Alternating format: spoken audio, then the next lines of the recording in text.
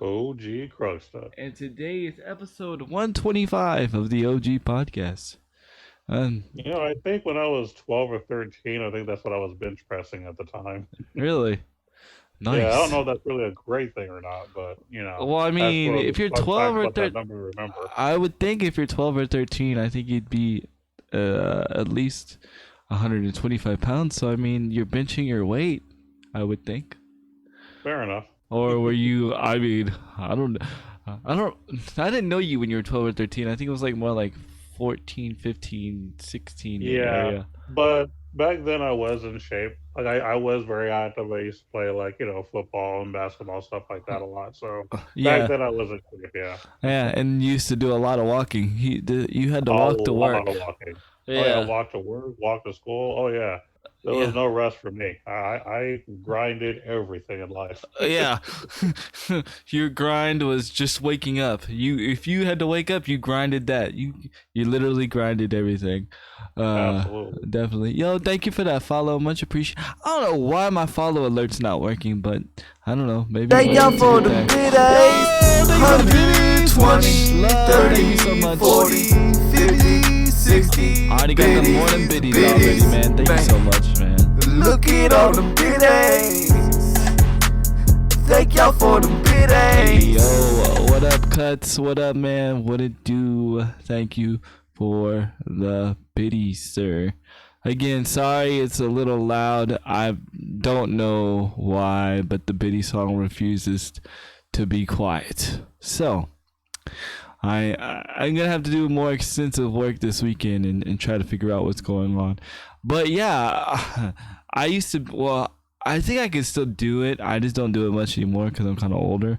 And Hmm. but I used to be able to do handstand push-ups. So I was like doing a handstand, and I could do like handstand. I guess they're called push-ups. I don't know what you would call them, but I could literally like pick myself up and Yeah, that's uh, about right. I've actually seen you do it before, so I know what you mean. yeah, Yeah. yeah, yeah. I Matter of fact, have. I think you did it with your fist, if I'm not Yeah, mistaken. I did it with my Mhm. fist. I haven't done I it in a remember that. while, but I know I could still do it, but I haven't done it in a while. Hmm. But yeah, we were some pretty fit chickens back in the day. I don't know. Back I in the think I'm day. still fit, but I don't know. I've gained a little bit of a belly, I think. But my Yeah, wife me too. I'm not fit anymore. my wife says I'm still fit, but I think she's obligated to say that because she's my wife. But she signed a contract saying that she has to say these things. If Mhm. not, but no, I'm just kidding. But yeah, man. So it's crazy. 125. For those that don't know, we did take a week off yesterday, um, due Last to week. last week due to IRL stuff with Yeah. OG. But it was okay. We I played some Fortnite while you were away, on stream Nice. and kicked some butt. I've been kicking a lot of butt in Fortnite. That's Um, good. but the unfortunate event happened that day. I put my controller down and my scuff controller down, and I went to the bathroom. My daughter decided to pick it up while I was in the restroom, and she broke Oh no. it. That sucks. Yeah, luckily it wasn't a. I mean, it was a. It's a. I mean, it's a break. I wasn't being able to use it anymore. But yeah, it wasn't that. It's serious, but it wasn't that serious. I wasn't able to use it. I thought it was just the cord, because the cord can be removed and replaced or whatnot. I put a Hmm. new cord on it, and it was still like disconnecting, randomly disconnecting, and I couldn't get it to connect wirelessly. So Hmm. yeah, that was a thing. But luckily, that's what Stream Money's for, and I replaced it with a better controller, in my opinion. Although, again, I must stress that the Scuff controller was donated, and it was a very gracious gift. But I did have a lot of problems with it in the beginning until the updates. But I went out and got an the Astro CR 40 controller. It's like the best PlayStation 4 controller on the market. It's really crazy. Um, I'll show you a video of it later. But the crazy thing was, right, like I was kind of hesitant about it, right? And then God was like, no, just go ahead and do it. And I was like, but God, it's a lot of money. He said, just trust in me. And I was like, okay, I'm gonna do it. Well, I bought it, and then the next day I went on stream, and I was waiting for the controller to come in before I went on stream. Within 15 minutes, I got a donation, and it covered the controller. It covered the money that I spent on the controller. So that's awesome. I pretty much broke out even, which is very thankful. Thank you who donated, and thank you for all the support. It was freaking awesome. But it just shows that sometimes you just gotta not sometimes, all times you gotta listen to God's voice when He tells you to do something. But it was pretty cool. Lots been going on in the past 2 weeks, man. We got a lot to cover. Been doing a lot of gaming, a lot of Fortnite. I've neglected Shadowverse, and I'm sorry. You ain't gonna apologize to me. Apologize to Side Games. I'm sorry, Side Games. I mean, it's been very intriguing.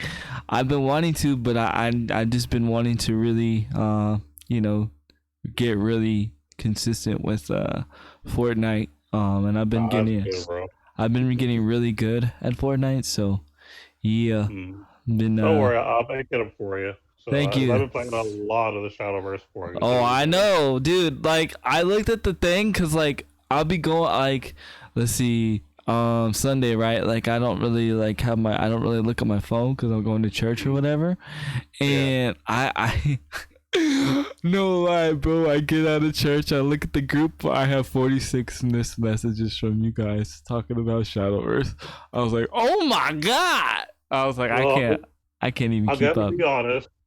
Only half of that conversation was Shadowverse. Being one of the other guys was actually talking about the GDQ because it also started on Sunday. Yes. So we were chatting so much that my friend sent me like a DM saying, "Hey, maybe we should just talk without the rest of them there because we're not blowing up their phones." I'm like, fine, I guess. Yeah, you were like, I mean, I had my phone on silent or whatever, vibrate, but y'all were like literally blowing me up at church, and I was like, dang, something must be really going down in Shadowverse, man.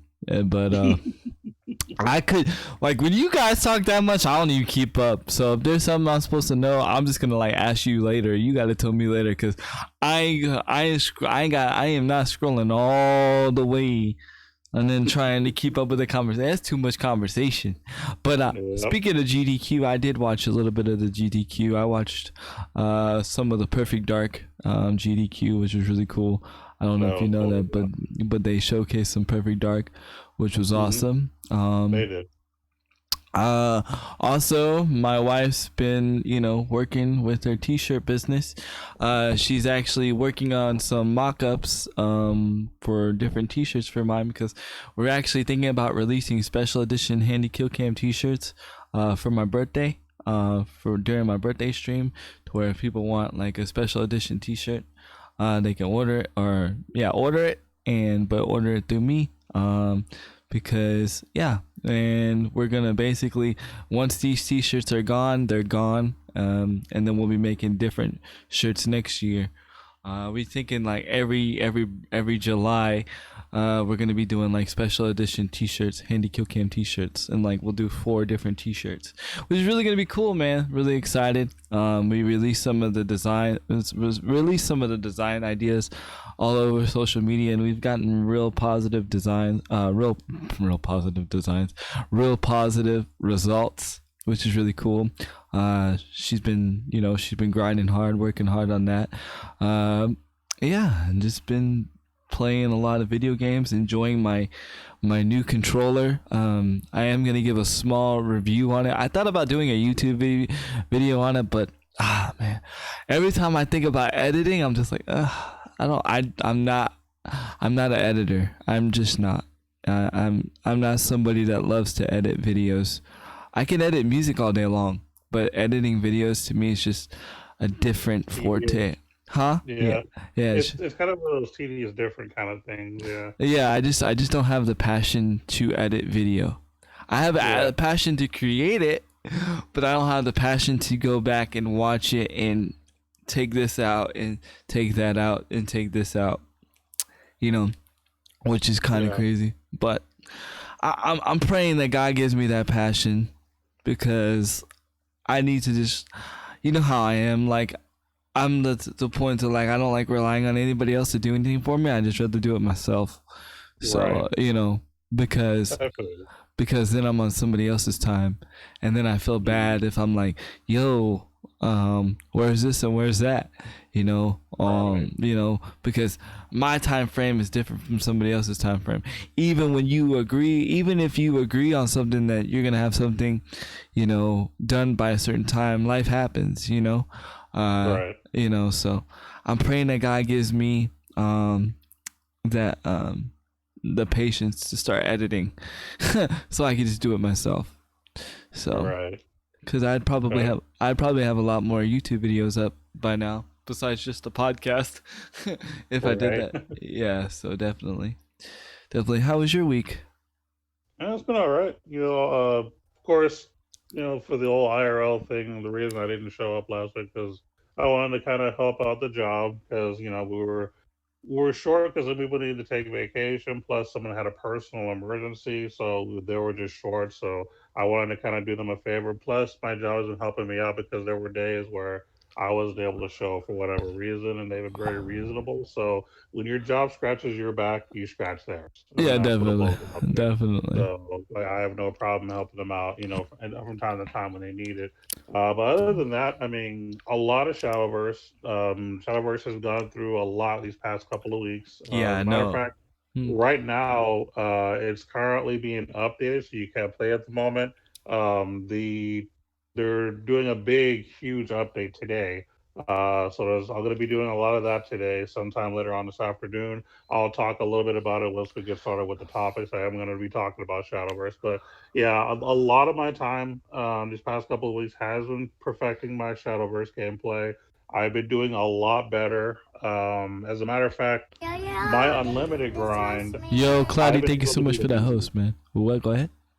My unlimited grind for Shadowverse has been really, really good. I've been winning probably 80% of my matches at least, no matter what class Dang. I'm Too playing. bad. Too bad. There's Um, no like unlimited tournaments, like in no, the there pro. are. Oh, in the pro Well, I scene. mean, Well, you know what I mean. yeah, well, the way that it works is it's not in every tournament, but when you get to like the world championships and Uh whatnot, huh. that it's broken up into, well, this is at least last year. You had rotation, unlimited, and then take two. So you actually had to play all three. So in order to like win like the world championship. So yeah, I mean that is important. It's just not important in the regular circuit because for the most part it's just rotation. But Well, when you yeah. get to the actual big leagues, you need to be good at everything. So I've been perfecting my unlimited. My grind has been a lot easier than it was in rotation because I guess because rotation has been kind of like my training, and Yeah. and once I started playing unlimited, I'm like, okay, I'm familiar with how it works. There's a more broken stuff that I can do, and I've been just winning a lot. I've been ranking up like really really fast. I'm getting close to master already, Let so me. we're getting there. I gotta ask a gamer question, right? Because this has Yeah. been pondering in my head. Do you think it's easier to stay on the grind when you do well than it is to, but if you don't do well, like, you get burnt out easier than what you should? You know what I'm saying? So, like, say Yeah. for, yeah, you know what I'm saying? Like, say if you were doing like really well in rotation, like really well, Hmm. like, Hmm. and like you were, top tier. Do you think you would still be like as burnt out as in rotation as you are?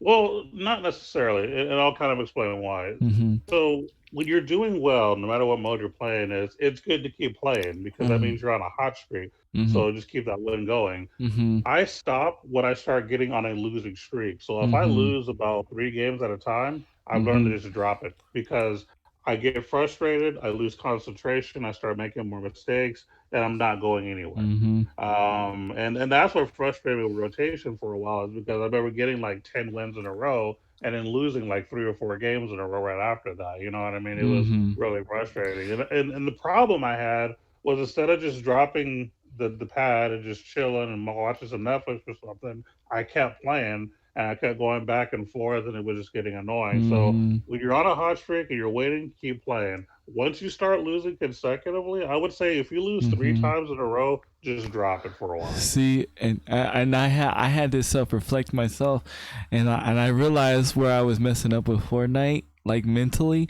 Hmm. not playing, but mentally. Yeah. What I would do, and this is what brought up this question. I was like, I wonder if like I would get frustrated and I would turn off the game. But here's my Hmm. mistake: I wouldn't turn off the PlayStation.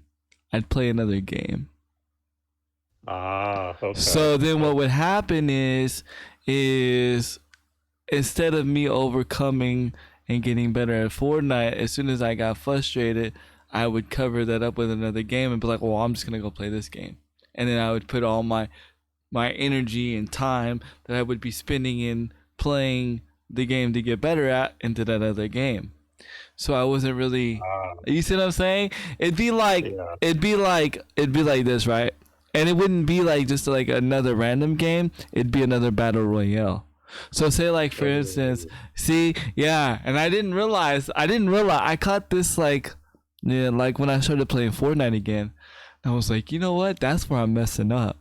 Is I'm trying if when I get frustrated because when I get off stream like and I'm just playing and I because I'm like literally trying different things. I'm literally trying different things that I wouldn't do on stream. Because I'm trying to yeah. push myself, trying to push myself. You know what I'm saying? Okay. And just focus. And then sometimes if that doesn't work, I'm like, okay, well, I just need to get off. But I caught myself. I was like, wait a minute. I was gonna play another BR. And I was like, I'm literally like screwing myself over because like I'm learning another BR when I'm trying to focus and get better at this BR. And I was like, I'm like legitimately screwing myself. So I stopped doing that. This time around, like I stopped doing that. Like I said, nope, I'm just gonna keep pushing. And if I get frustrated, I'm just gonna turn off the PlayStation all the way Yep. around and just chill and just chill and like think about of like what I can do to make me a better player. And Mhm. and it's funny, remember when I came up with that saying, like I've been living by my saying, don't follow the meta, become the meta. Like that's Got it. been my new thing. Like I got to do my meta. I don't got to do Cypher PK's meta, and I'm speaking Fortnite pros. I don't got to do Nitmerk's meta. I don't got to do um, you know all these other Fortnite pros meta because I started realizing I was like, I'm playing with a disability that other people don't have. A lot of other people don't have. So of course my meta is going to be different than their meta. Right. You know what I'm saying? Because they're not Hmm. facing the challenges I am. So then once I started like dissecting that and realizing that, I was like, then I started playing better in Fortnite. But then it like made me want to play it more. And that's what brought me to the question is it easier to grind a game when you do well than it is when you're not doing well? You Yeah, know? better when you're doing well. Yeah. Yeah, And yeah. then, like you mentioned earlier, too, you don't drop one game for another of the similar game. Yeah, You either you just stop playing altogether, or maybe just play a different game, like something a little more relaxing, like a puzzle game, an RPG, or yeah. whatever. You know what I mean? Right. But something different than what you're doing. Like you Right. need to do that all together for a while. Right, because I mean basically it's like you're cheating in a sense. In a way. You're Yeah. che- you're cheating. You're not cheating on the game. You're cheating yourself. Yeah. You're cheating yourself. If you're trying to get better at something, especially at a Mhm. competitive level. Um Oh yeah. Definitely. So yeah, see, I've been doing some self-reflecting while you're gone. So, Oh, so yeah, speaking of games, uh I turned my daughter on to an old school game. I Uh, saw that. Dr. Mario. She absolutely Yeah. loves that game, dude. Oh my god, Yeah. it's her favorite game right now. It's actually easier than Tetris. Mhm. That's why I turned her on to that game. Yeah, So no, that's cool. Like me and my mother grew up playing Dr. Mario together. Like we used to play all the time. It was just good old fun. You know what I mean? yeah, what's funny? I never played Dr. Mario until I had it on the Switch. Really? Yeah, I've never played it. I've played Oh Tetris wow. Attack, played Tetris, but I've never played Dr. Mario until I played it on the Switch.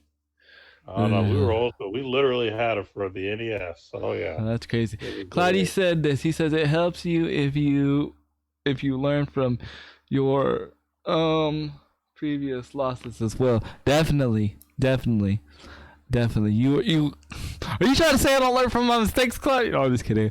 I'm picking on Cloudy. I did play Cloudy in Smash last week, Hmm. and I successfully, consistently beating him now, which is amazing. Yep. He's a really hard player to play, so I'm proud of myself. I've been maining, but Bayonetta has been my main. Okay. She's really easy to do combos, and she can do neutral air combos really well. Okay. Well, they can all do neutral combos very well, but she can do them easy and consistently. So yeah, let me put it that way. Okay. Yeah, definitely. Would you still need to come over and play Smash with me, sir? Very sad, sir.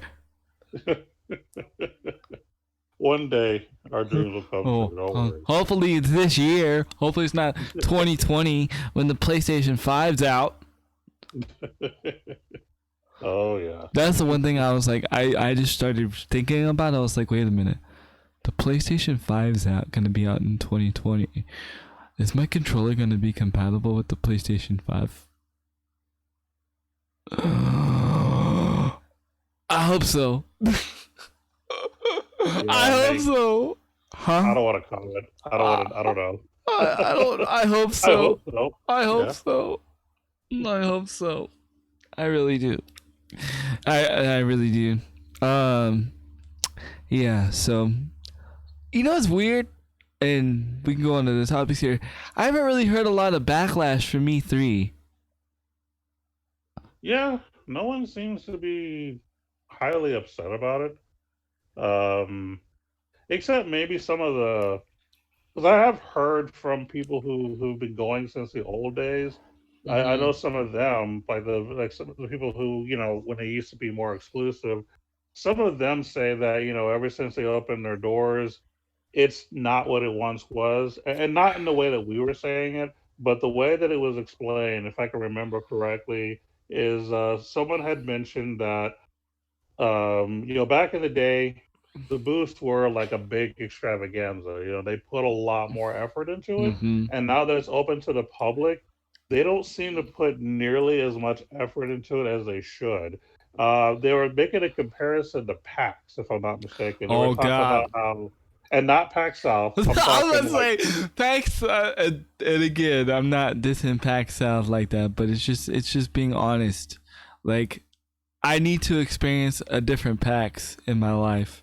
yeah, Because like if you want to see legit PAX, you really need to go to like PAX East, something like that, because that's yeah, kind of where like the real what PAX is all about is going to. And the yeah, person was making a comparison to where at least PAX East or what I think it was East, their booths are a little more like there's more effort into it. Developers are doing big things with it. Whereas when it comes to E3, they're still doing stuff. It's not like they're just dropping everything. It's just that there doesn't seem to be as much effort as there once was. I guess is the best way to put it.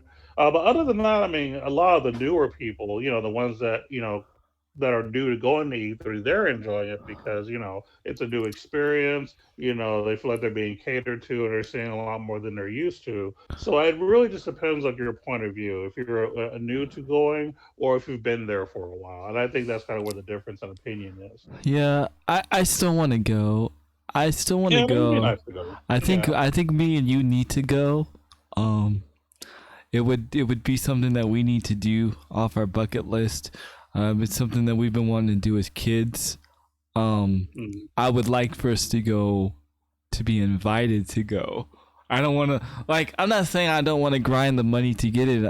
But if we don't have to, that'd be awesome. Right. I'd rather grind the money to have like a hotel, or to like splurge on a hotel or splurge on some stuff. You know what I mean? Yeah. And splurge on some swag, or good dinners, stuff like that. I don't want to have to split. I don't want to have to grind for tickets. You know what I'm saying? Right. Because I'm pretty sure the tickets are expensive. I'm sure. Probably. I don't know. I think they're about similar to what you have to pay for PAX, really. So I You mean, think it's so? nothing. I would think they're I like would say 200. slightly more. I would say I two. would say you want to add a little more, but not like an extraordinary And amount. I wonder. I bet you there's like you have to get like an all access pass to go to like the all events, or I bet you there's like some restricted areas. I bet Yeah, I you. think there are certain things that the general public, well, no, they can still go to, but they have to pay more for. So, like when you get a ticket to PAX, it doesn't cover Uh-huh. everything. It depends on what tier you are, more than likely. Yeah, definitely. Sorry, I'm just making sure. I was making sure I didn't have a text from the Wi-Fi real quick because she's not feeling well. So I'm just making sure everything's straight. No, it wasn't my wife. It was some weird stuff. I don't even know what it was. Anyways, but yeah, I don't know. I think that I think it'd be cool. But like I said, I don't. I remember a viewer the last week, or not the week, but the week before we were on, was talking about the Final Fantasy stuff. I haven't seen it. I haven't seen the whole thing of people thinking that it's not going to that it's not going to happen. I've been seeing other things, but not that. The whole, Okay. I guess, sexist thing, Final Fantasy VII being sexist, something like that. I don't know. Yeah, I don't know about that. I don't know about all that either, but that's the only articles I've been finding. I haven't really found anything as far as like, this is the only part that they've created. You know what I mean? I did remember that back in the day, like when they were first announced Final Fantasy VII Remake. But as far as like right now, I haven't seen anything. There's, and of course everybody's, dogging Stadia, which is understandable because they really haven't really offered anything to the hardcore gamer like me, that already has a PlayStation, that already has an Xbox One, that already has a Switch. You have not offered me a reason to get a Stadia. And to be honest with you, if they did, I would be willing to let go of my PlayStation and my Xbox for Stadia, because in my opinion, it's more economical. It's I more don't. spacey. Yeah. Yep. Yep. And Less I don't. plug. Yeah. Yeah, I don't have to upgrade the system every year. You know what I mean? Right. Uh, Mm. I can just and I would be able to be mobile. You know what I'm saying? Like, Yeah. as long as I had a stable connection, I could take my stream anywhere. You know what I mean? Anywhere. Because like my stream's already like that in a sense. My stream is just a laptop and a table and my Elgato and my PlayStation and whatever system I'm using. You know what I'm saying? Other than that, there's really nothing anchoring my system here. Like I could literally take my stream on the go. So imagine if I eliminated the console altogether and got a Stadia.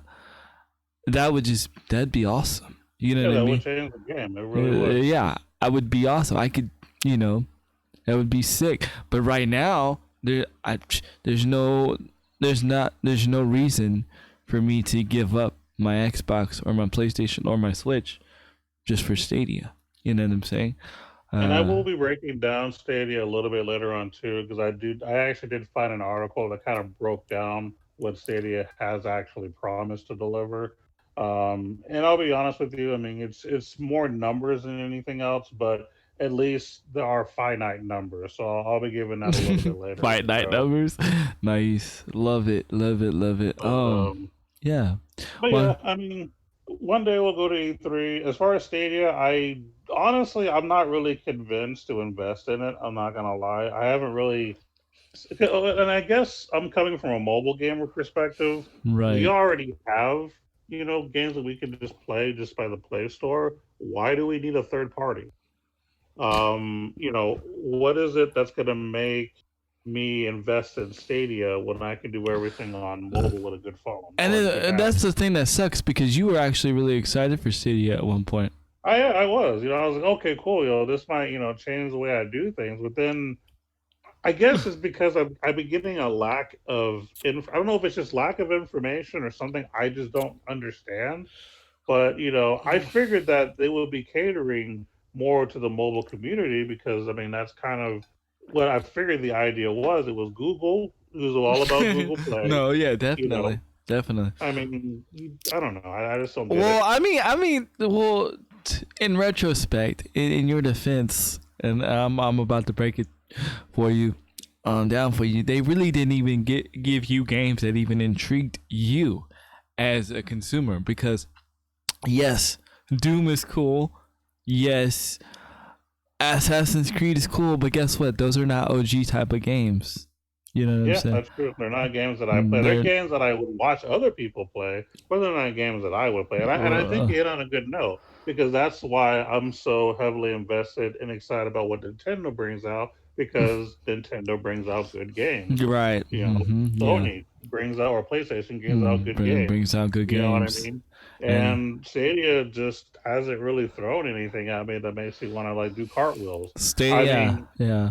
mobile. I mean, I've been seeing things just on mobile by itself. That there's actually 3 games coming out that I actually want to play, but Google didn't or Stadia didn't talk about it. This is Yeah. stuff that I found out through my regular mobile. So you're regular, app. yeah. To be honest, and I've come to the conclusion I am not excited for Call of Duty this year. I don't even think I'm getting Call of Duty this year. I'm making this, and I'm making a bold statement right now. I think I'm getting NBA 2K20 over Call of Duty this year. Wow. Yeah. That's interesting. Yeah. That's very interesting, isn't it? I thought they were sure how to respond to that. I don't know. I don't know. Because the game I'm gonna be grinding online is Fortnite. Or a stream, I mean. So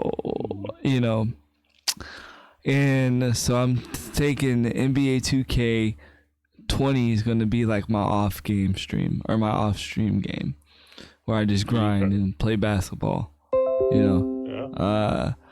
But yeah, I'm not into the campaign. I'm not excited that this person is back. I'm just that doesn't mean I'm not a diehard Call of Duty fan because I recently just got on Call of Duty the other day. That's where I got my epiphany from about my idea about what I was talking about earlier. I was like, you know what? I'm gonna try Call of Duty with my new controller, right? Because yeah. And I dropped a 30 bomb. I went 30 and 20. I would have went 30 and 12, but this guy was cheating. So he killed me like 10 more times. Anyways, and I was like, I love Call of Duty, but I'm just not excited for this Call of Duty at all. So yeah, in fact, the game that I'm actually excited for that's coming out in July is the Marvel Alliance that comes out July 19th. I think I don't think I'm gonna pre-order it though. I don't think I'm gonna pay $79. I think I'm just gonna buy it when it comes out. I don't know because it has a pass and everything like that. But I guess we'll go ahead and drop some knowledge. Go ahead and drop some knowledge on this because I'm just rambling. Okay. Rambling. No, you're good. I'm gonna go ahead and talk about Shadowverse first, just to get it out there for those listening who play it, and plus you to be filled in too. Yes. So I briefly mentioned 2 weeks ago that Shadowverse is on their 3rd year, their 3rd birthday, basically. That's how long the game's been going strong, and it's just been getting better. They've been doing a lot of different things. So when the birthday thing launched, if you logged in every day for 8 days, you got 5 packs a day. So basically, you got 40 free packs of cards, which is amazing. Because usually you have to grind that kind of stuff out, and you didn't have to. You just logged in and got 5, which is amazing. So that was pretty cool. They had a lot of good stuff for new players. I don't know how to call it, and I wasn't able to participate in it because I'm not a new player. But if you're a new player, if you made friends and you played private matches, you got like rewards every day for playing private matches with different people. Dang, that's pretty With cool. Yeah. So if Dang. you were a new player, you got an advantage to get a bunch of just different prizes. And then there were two grand prizes. There was 1,000,000 rubies you could get if you're lucky enough, Mm-hmm. or you can get 500K rubies if you were lucky enough. Ooh, boy! Yeah. Why did I start playing now? I should have started playing today. That's what I should have done. Yeah, you miss out a lot of stuff. I'm not gonna lie. But yeah, they were really catering to new players, like just saying, "Hey, all you have to do is log in, make a friend, play against them every day, and you get stuff. Mm-hmm. At the very minimum, you get 50, but you could get 100, 500K, 1,000,000, stuff like that. I mean, they were really doing some cool giveaways, and then with other, you can get like packs for the new set was also a possibility because that's coming. Just lots of cool little neat things. They also did the All Star Grand Prix for the second time for Take Two, Nice. and that is where you get to play with all the cards, not just the rotation stuff, but all the broken stuff. And every card is animated, so you get to bling the entire time. That's what we played. Which That's what we played a couple weeks ago, right? Yeah, so we did a couple weeks ago That on was really practice mode. fun. Yeah, That was that awesome. is a lot of fun. Yes. That was like I Um, had a lot of fun doing that. Yeah, it's a really, really fun mode as far as Take Two is concerned. And so they did that for the Grand Prix. It just ended a couple of days ago. I made it to the finals of Group B, but I only won 2 out of 3, which is still okay. But um, I set myself at higher standards, hoping to do better. Mm-hmm. But I did okay though. But other than that, today huge update. They are launching the brand new set, Glory of Victory or something like that. I forgot exactly what it's called. It's like Glory or something. But it's a new set dropping today, which Ooh. means that Dawnbreak and it's like Dawnbreak / Night something is going to be rotated out. Yep. So if you Holy have Lion's those kind of gone. cards, Holy Lion is gone, which is a big deal Yes, it really because is.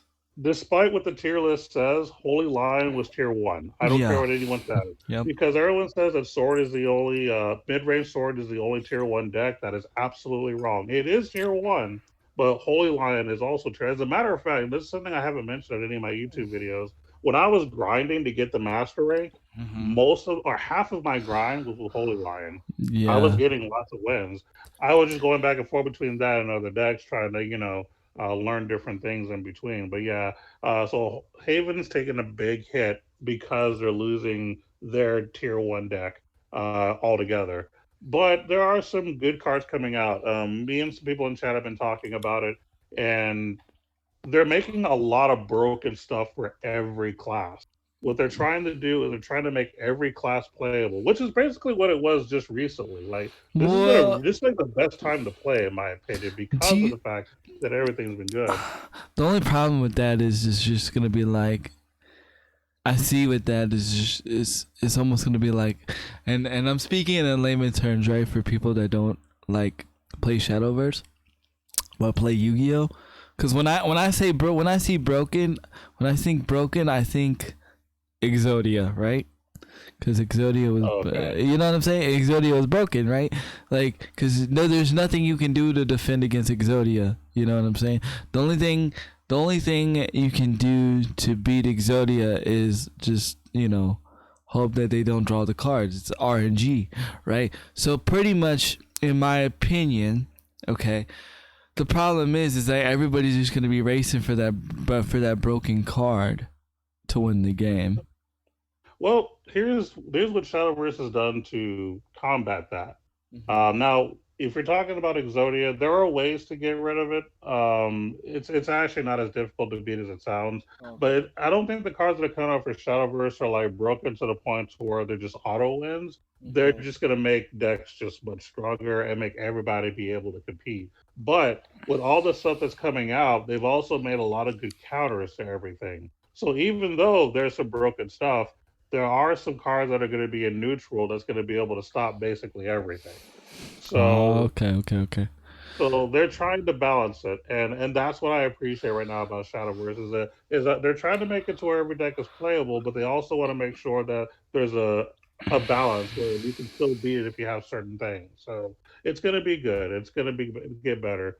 So I'm looking forward to it. I have about 20 or 25 new pack tickets already off of the Grand Prix rewards that I've gotten and other such things. As a matter of fact, they also had a thing during the birthday scenario where there was a big tournament going on, and you got to pick who you thought would win the tournament. Oh, And if you picked the right one, which I was one of the ones that picked the winner, I think I got like 7 of everything, 7 of the new packs, 7 dang! of Why you don't yeah. text the brother and be like, yo, get on the game, yo?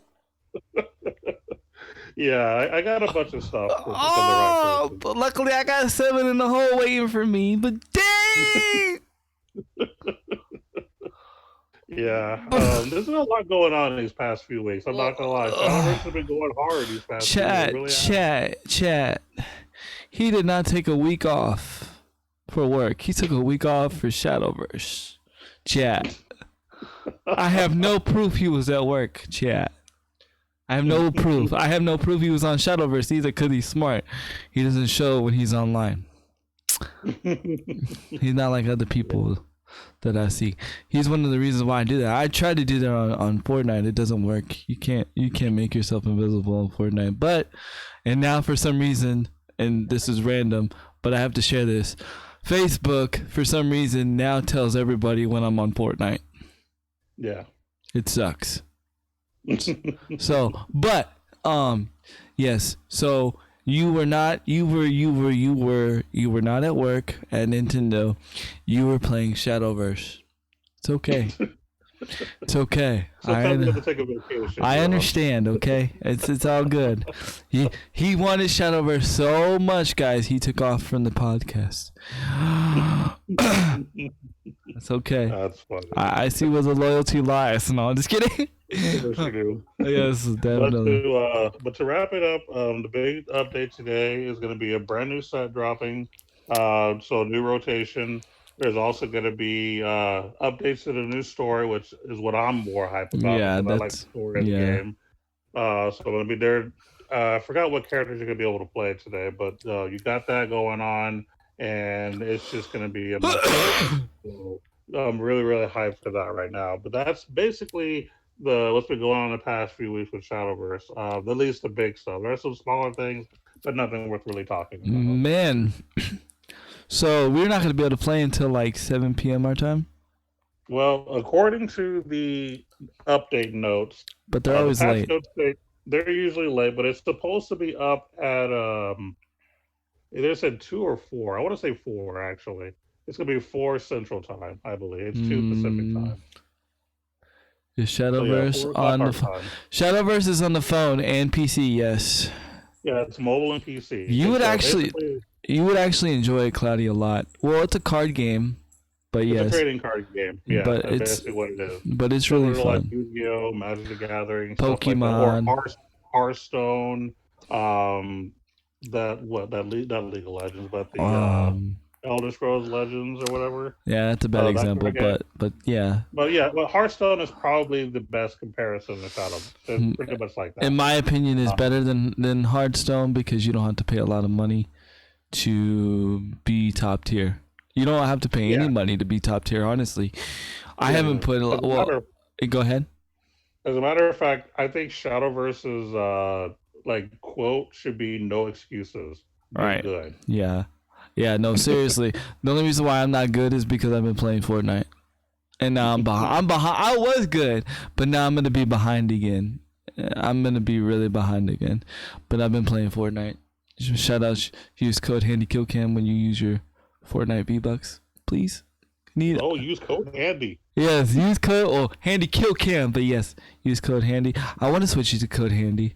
You should. It just comes out better. Yeah, I'm gonna do that actually.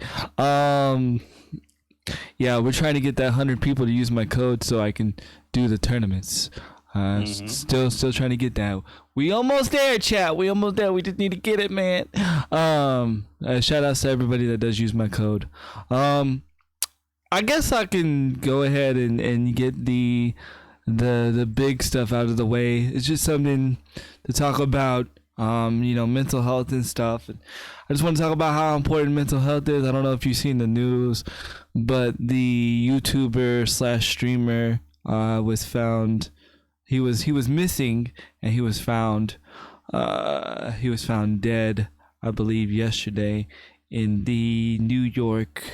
I want to say, I think it's like a lake or something. I don't know, river. Apparently, he was battling depression and stuff, and it's been what is it?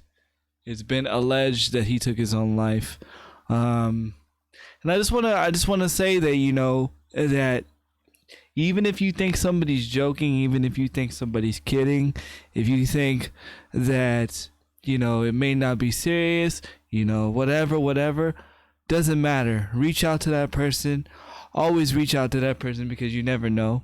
It's not your place to judge that person's mental state, but if you have a friend that that is like down and is not feeling well, or whatever the case may be, or you just know that they're not themselves, reach out to them and help them. And if you know that they're serious, or like if you know that they seriously need help, point them in the right direction as far as like getting help, with the hotlines, with the numbers, stuff like that. And that's just pretty much what I want to say, because it's pretty tragic what happened, and it's just confirmation on like why I want to stream and why I want to do.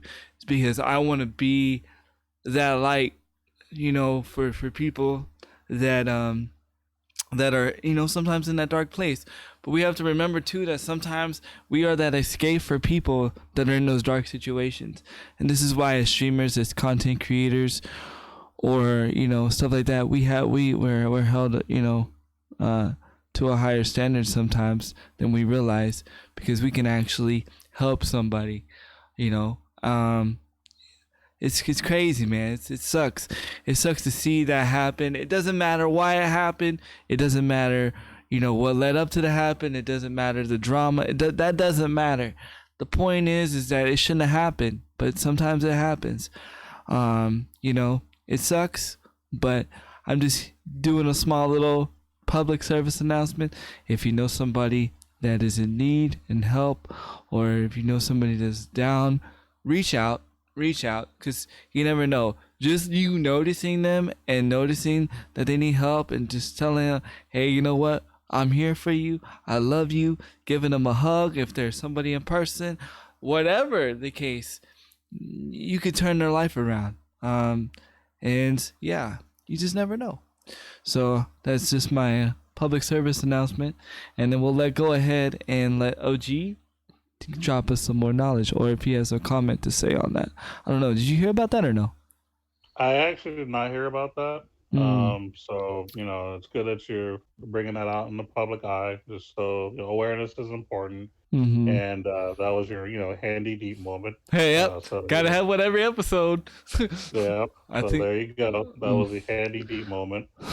I will say that personally, I do have a friend who attempted that once, back when we were teenagers. So I've had to be that light for somebody, especially because the other so-called friend that was in his life as well was no help at all. And so I had to be that one. And I didn't mind being that one because, he was someone that I really cared about. So yeah, I 100% understand that.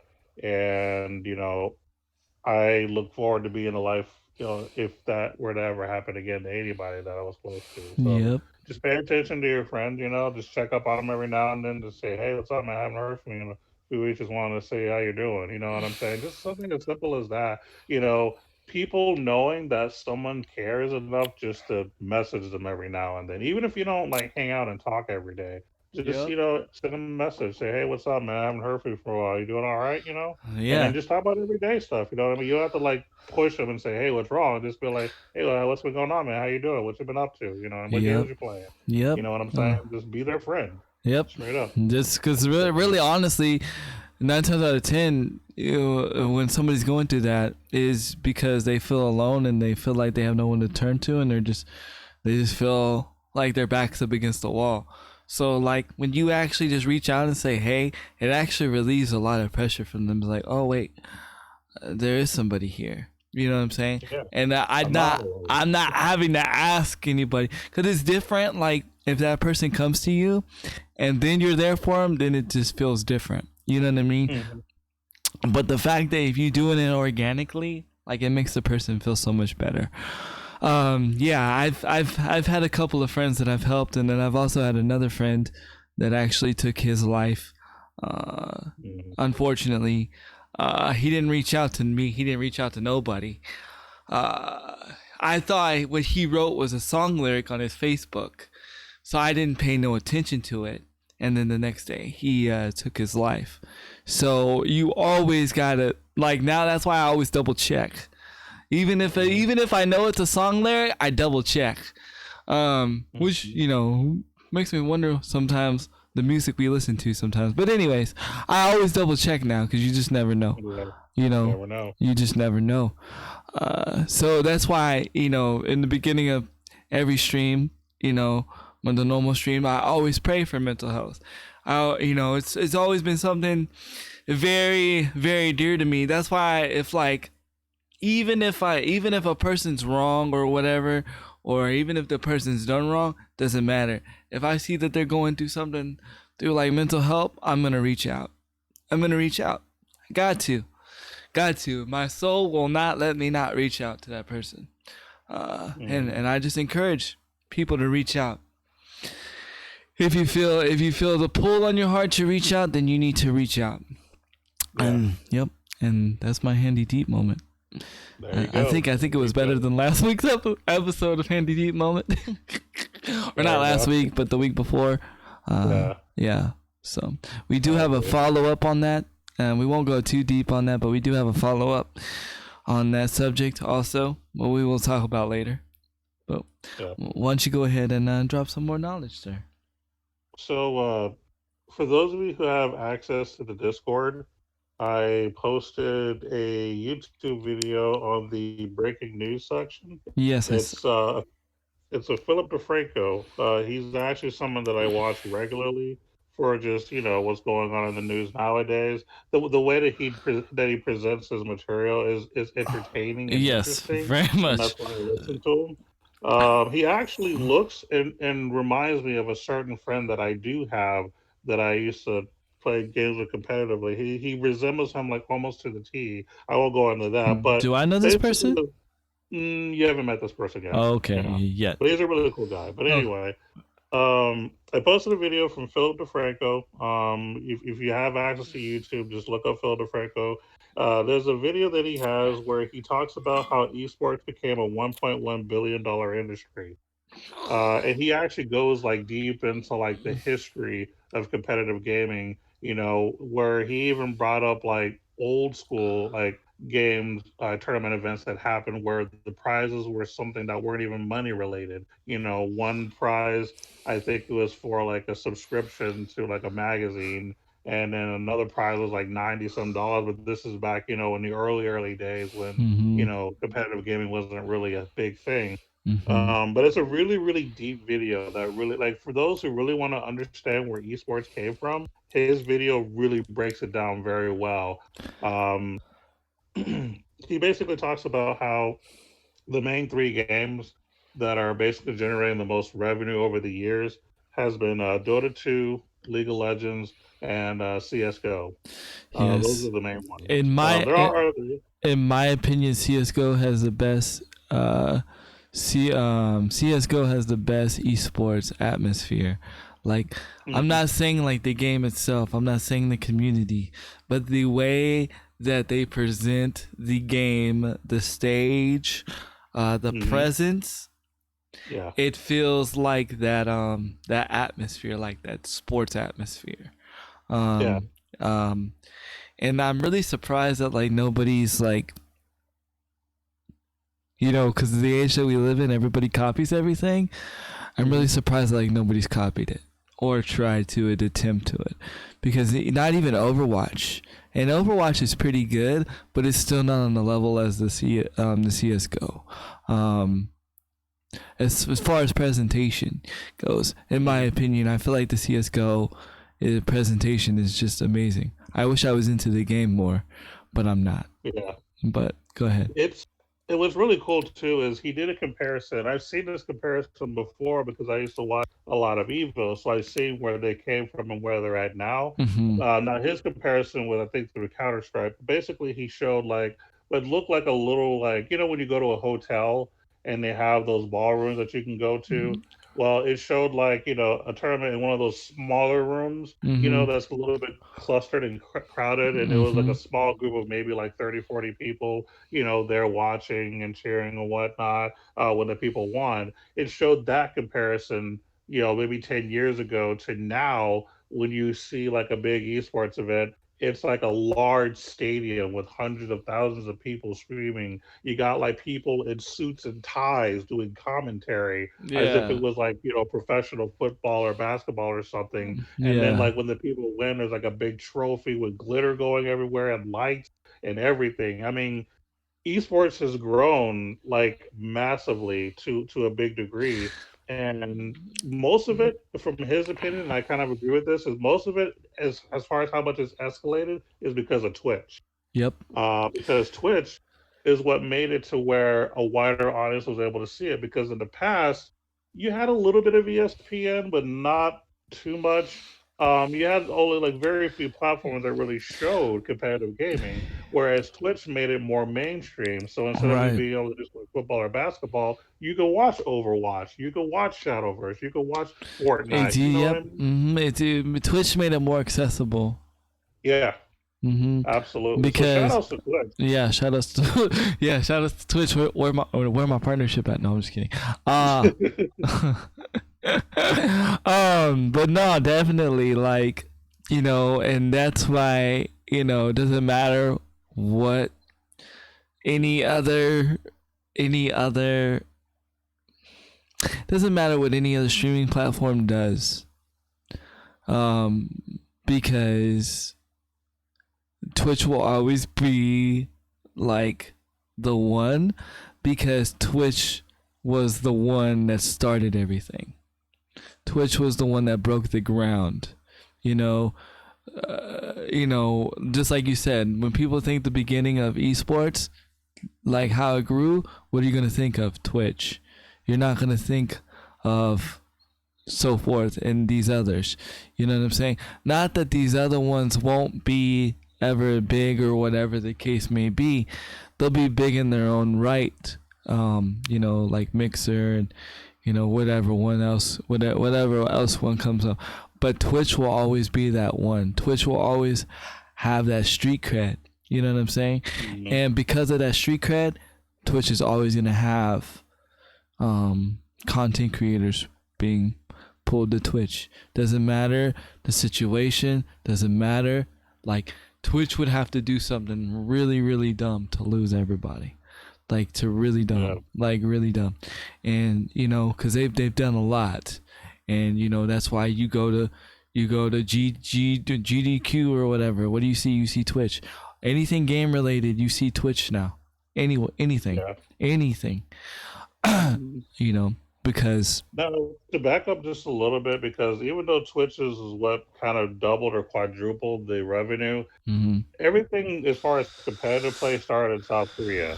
agreed. Because South Korea is where esports actually became a thing. And this is when like major companies like Samsung, were actually sponsoring teams and stuff like that, where you have like team houses and stuff like that, where they would actually go play. Twitch is what me the game, more or please. less brought it to the world and connected everyone and made a bigger money making thing. Yeah, definitely. And it's funny you mentioned that. And now I can I don't know if you were I don't know if there's more to the article, but I can kind of segue now to what I wanted to talk about. Do you remember when I was talking about how like when gaming becomes more mainstreamed, like Twitch is gonna be like a network, like on TV, and like we're gonna be like a channel, like on TV for people to watch. So I don't need a napkin, but thank you, love. You need to go. Hold on 1 second.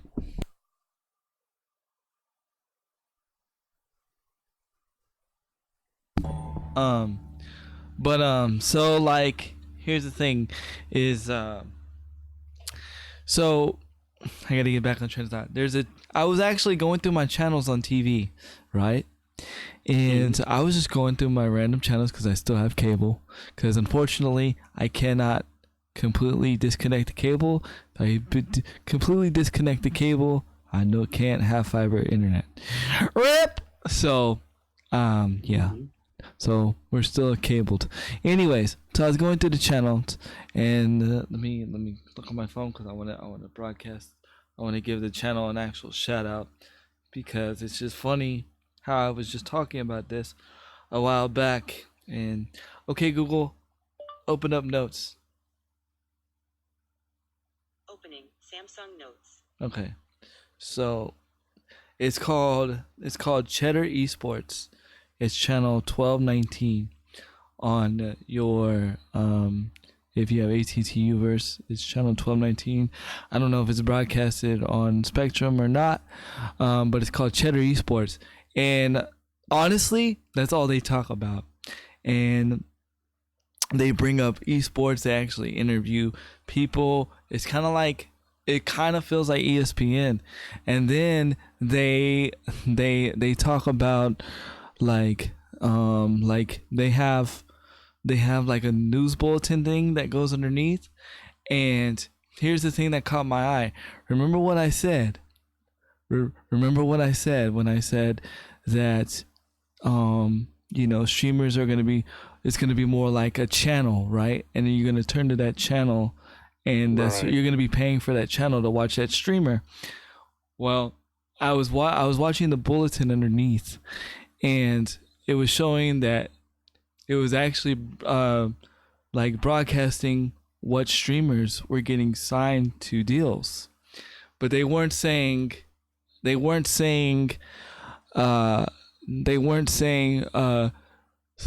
Thieves signed this person to a streaming deal. This is what they said. This is what it said in the bulletin. 100 Thieves signs so and so to a broadcast deal as a broadcaster. To me, that's a big different word. So to me, it looks like, in my opinion, again, that that streaming is going to be taking another level. We're not just going to be streamers. We're going to be, quote unquote broadcasters, which, it could change. A lot of things could change. It's not gonna change in a week. It's not gonna change in a month. It's not gonna change in a year. It's not gonna change in 2 years. I'm talking probably about 7 to 10 years down the line. But it's gonna be something mainstreamed. Like I said, we're gonna be broadcasters, and it's crazy how to see it, because it even broke down like how much this person was getting paid for the broadcasting deal. It was kind of like say like, like when you're watching ESPN and they're like, Des Bryant just got signed to a $30 million contract with a 3-year extension. You know how you see that stuff on ESPN. Well, it was the same thing, but just with the streamer. And they broke down the broadcasting contract. I was like, man, this is crazy. And then they were breaking down like like Twitch and all kinds of stuff. And then they did an interview with like the world's first pro player in the UK, and he was a pro Quake player from the UK. It was really cool, and he was Quake like, was a big deal. Yeah. Yeah, why did we never get into Quake? I'm surprised we didn't. I'm really surprised we didn't. Wait, Yep, but No, there was Quake in 64, right? Wasn't there Quake 64? Yeah, there was a Quake 64, but we were so focused on GoldenEye that we weren't having it. Because I was like, man, I was like thinking about it, I was like, man, like Quake was actually really good.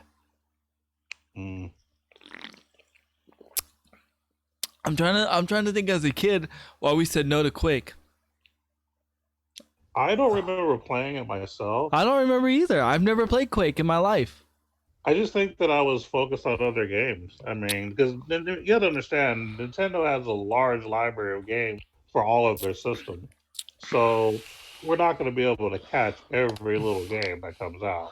But that Not was, saying I think I was they're about to good. say Quake wasn't little though. Yeah. But we just missed it. I mean, that's all I can say. I'm sure we saw the game sitting somewhere. I but probably that- said eh, something stupid because I could see myself saying something stupid.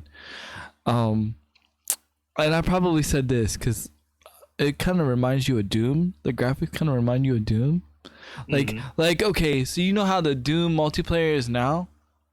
That's what Quake reminds me of now, but just with the older Doomer graphics. Mhm. You know, maybe I probably said something stupid. And back then I influenced a lot of our friends back then. Except for you, I didn't influence you very well, which is a good thing. So if I probably said something like that stupid, then probably nobody played it. So I don't know. I don't want to give myself that credit, but I just keep remembering, you know, how we used to influence our one buddy all the time. Yeah, so yeah, I just it just blew my mind. I was like, how come we never got into Quake, man? That was just crazy. It was crazy. That's like I've never played it, not once, ever. Not PC, not 64. I don't think there was one on the. That's another thing too. Once they stopped making it for the 64, or once the 60, it wasn't on any other consoles. It was on PC. Yeah. It's more well known on PC. What? Wait. I'm gonna make a bold statement. It's the 164 game that actually converted to a PC game. It wasn't PC before 64? Was it? Wait. I think it was PC before. You might be right. Yeah, you're right. Yeah, Right. I think that was the PC game that Nintendo was just nice enough to have access to. That's which is really weird. Which is really weird though. Of all, you know, like because back then, like PC games weren't really ported, and then well, actually, that was the second port on 64 that was a PC game because there was Command and Conquer 64 too. Yeah, that was also a game that was mainly PC, but came to the 64. Which, yeah, I miss that game so much. That game I love. Command and Conquer 64. Oh, man, that game was so good. So good. I don't care what y'all say. Halo Wars has nothing on Command and Conquer. Halo Wars is garbage Command and Conquer. And I can play both of them. I have both of them. And I know, and I've played both of them, and I'm like, what is this garbage? I want Command and Conquer. Why? And then the one Command and Conquer that comes out was on the cell phone, and it was dumb. Command and Conquer, I think it's either right now or starting at about an hour from now. I think it starts afternoon. They are doing a Command and Conquer Red Alert 3 speed run on Games Done Quick today. Oh, that's interesting. Like the actual campaign mode. I think they're doing the Soviet campaign. Go figure. Are they supposed to be after 12? Really? Well, we're gonna end this podcast now. No, I'm just kidding. We're gonna go watch Command and Conquer, guys. I'm sorry. No, we can't play Shadowverse, so no, I'm just kidding. No, we really can't though. But yeah, I don't know, man. That's crazy, dude. It's funny because it's like, even though we're not a part of it, like we're not in esports, we're a part of it because we're a part of the gaming industry, and it's just amazing to see what's going on and how that's coming about. 1 billion. What did you say it was? Say that number again. It's a $1.1 billion industry right now. It was where esports is. It's huge. And And it's kind of easy to get into, kind of now, if you think about it. It's more accessible nowadays. Like back in the Mm-hmm. 90s, it Yep. wasn't so accessible. Like you had to know people who knew where to go, and you had to be in the right location as well Mm-hmm. because not every state, caters to Yep. gaming as Yep. far as competitive wise. So, Mm. but nowadays, like if I want to be competitive in Shadowverse, for example, which is something I'm strongly consider going to do soon, I all hope I have to so, do is but yeah. Basically, I just had to send my personal information to Side Games to register myself. And once I'm registered, I then just sign up for whatever tournaments are available. And I think it's called GamerFly or something like that. Is what they use as a hub for qualifying tournaments. And yes, then if you do well enough, you can go to the bigger tournament. yeah, it's something I've been wanting to do too, but I'm a little sketched. But if you're willing to take that leap, I'll take that leap too. So eventually, not right away. You'll probably take the leap before me, but eventually I'll get there. Yo, I'm telling you, if you get competitive, if you really want to get competitive, I will help you get the equipment to get you so you can do some like content and some videos like of you playing competitively on PC or whatever the case may be, so you can, because not only do you need to make your name competitively, but it'd be nice to like make more of a name for you, for your brand, so you can play, you know what I'm saying, so you can build an audience for you, you know what I mean, just for you, not just from a Shadowverse standpoint, but for you. You just tell me I'm ready. I'm like, all right, let's go. I'll be like, you need this, okay, I got this and I got this. We'll just go to Best Buy and get this. We'll go take our old Best Buy trips. Me and this dude used to go. What was it? Me, you, Philip. Oops, I said a name. Rip. And somebody else. We used to just take random trips to Best Buy and just look at electronics and stuff. We did. Yeah. Those are good days. Those were simpler times. Yeah, I know. I tell my wife that sometimes she's like, "You're just weird." She's like, "You just want to go to Best Buy and look at electronics?" I was like, "Yeah." I really just, that's all I want to do. And she's like, "But you're not going to buy nothing?" I said, "Yeah, probably not. I just want to see.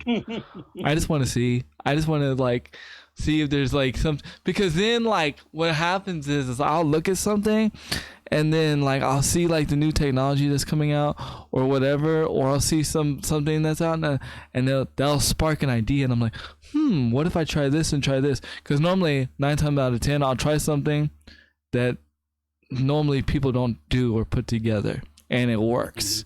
So and it's crazy, but so like we used to do that, and then that's when I got my MSN TV, which is really cool. Actually, it's still the web TV. Yeah, the web TV. Yep. That's still my favorite. That was still my favorite way to look at the internet. Yeah, you really like that thing. That was your thing. I love that thing, dude. That can't be accessible. That was so dope, dude. Like, I was kind of mad that my TV like is all as smart as it is. It doesn't have a web browser on it. Yeah. I can't surf the web. Mm-mm. And you know what's funny? Yeah. I have to pay a monthly subscription to surf.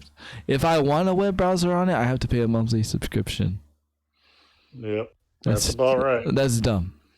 That's stupid.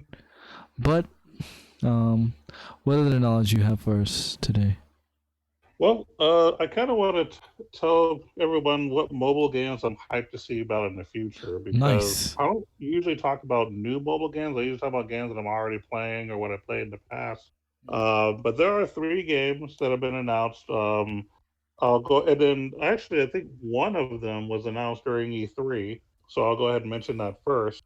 So the game that was announced at E3 that I'm highly anticipating is the new Final Fantasy War of Vision.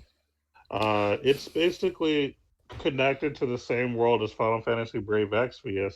But what I like about it is it's doing something that I requested on the podcast maybe a month ago. I don't know if y'all remember, but I was like, man. I remember saying. Of course they do. I mentioned that I wanted more of a Final Fantasy Tactics, but on mobile. You did mention that. That's exactly what happened. No way. This is literally it's not like actually Final Fantasy Tactics, the game itself, but what it is it's a tactics game that is with the Final Fantasy world and everything. So yeah, they actually answered my prayer just like that. I was like, I want this, and then boom, this gets dropped on E3, and I'm like, oh, thank Okay. you. Can you say that you want $50,000 so I can get a house and a space for us in the podcast and my wife's t-shirt shop? Can you say that, please? Say Handy wants $50,000. I'm not even asking a million. Just 50 G's would be perfect. All right, so apparently everybody, Handy needs 50K so we can get that shirt business up. We get a new space for the podcast, so you can see us both live as if we were like commentators on a sports event, and get that money together so we can get that house. We're gonna get there one day. Yeah. We're gonna actually, like, me and my wife were talking about it. Like, we want to we want to make a content space. That would be cool. So where, like, she can build her business, like she can, like, cause, like, yeah, like, it's cool that she can make t-shirts from home, but it'd be better if she had her own space, and then Dedicated space for it. dedicated space, and then she's like, then we could share it. You can create your Right. content there. And I was like, Yeah. I was like, that'd be dope. And she's like, then you could do the podcast there. And I was like, yeah, that'd be doper. Yep. So yeah, we want Yeah, that, I but like that. we don't want to rent a place though. We want to buy a place. We want to own it. Because We want, we want to own it. So Yeah. 50 G's, man, let's go. Let's go. I'm just throwing a number out there. I don't really know if it's 50 G's, but It's probably more than that, but it's a start. I'm trying to be But yeah, generous. no, Yeah. you're being generous. But that's the first game. There are a total of 3 games coming out for mobile that I want to see. But the War of Visions, which is a Final Fantasy Brave Exvius expansion, exactly what I've been asking for. So I'm looking forward to it. I don't know the release date. It just says it's in development. The next game I've already brought up before in the past, but I'm still looking forward to it. The new Octopath Traveler is coming to mobile. Released by Nintendo. I'm basically more curious than anything else. I'm curious on how they're going to do it for mobile, because they mentioned being able to have all 8 characters on the screen instead of just the 4. So Mhm. I'm really interested in how they're going to do that. So I hope that they do it right. So we're waiting on that. And then the one that completely took me by surprise, and I also got an email from Nintendo about this as well. So I kind of knew about this for a while. But Dr. Mario will be on mobile Wait. July 10th. Wait, that's so weird. Yeah. Am I connected to some kind of weird universe or something? Uh-huh. What are the odds of me starting to play Dr. Mario for the first time ever, getting my daughter involved playing Dr. Mario, and I actually enjoying it, and then all of a sudden it's coming out on mobile? What the Yeah. flip? When you were mentioning that earlier on the podcast, I'm like, oh, he's gonna flip when I say this. That's so weird. Okay, God. What are But you yes. doing?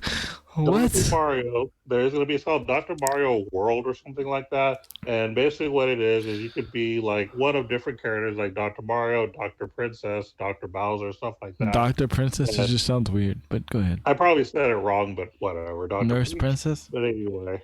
No, they actually all have Doctor in their name. Oh, okay, good. Although it should be Nurse Peach, I would agree. But anyway. It just not being sexist. It just sounds better. Okay. Yeah, it just gets better. It that's rolls all off the it is. tongue better. Okay. Yeah, it does. But yeah, basically, I mean, I think you may be able to unlock characters that you can play as. It's probably Each pay to win. character- I'm just kidding. Yeah, who knows? I hope not. I mean, they are going to have monetizations because it's going to be a stamina-based game, kind of like how Candy Crush is. It's going to be something similar to that kind of stamina, I'm assuming. But the way that it works is it's kind of like Dr. Mario, but instead of matching like 4 colors, you're only matching 3. Wait, why? I match 4. What you mean? Why you match less don't know. colors? I have no idea. That makes It's- makes it I less. think that Nintendo is trying to copy Candy Crush, and I think that's why they're doing it that way. But wait, don't in Um, Candy Crush don't you match 6? You can match 3 in Candy Crush. You can just match 5 or 6 if you want to get special combos. Oh, and okay. stuff. Yeah. I thought it was But anyway. 4. I thought it was 4. I believe Candy Crush is 3 minimum, but I haven't played in a while, so I have to look again. But Okay. But either way, with Dr. Mario, you're gonna be able to match, minimum of 3 colors together to do different things. They are gonna have a versus mode as well, so it will be semi-competitive, which is gonna be kind of cool. I'm interested to see how that's gonna be. Mm-hmm. You're gonna actually have control over the pills that come out. You can twist them around and move them around and get them connected. And then each character has their own like power. Now I don't completely understand it yet, but each character can do something different than other characters to make things match and create stuff. So Nintendo's trying to do something different with Dr. Mario. I've already pre-registered for it on my tablet and my phone. Damn.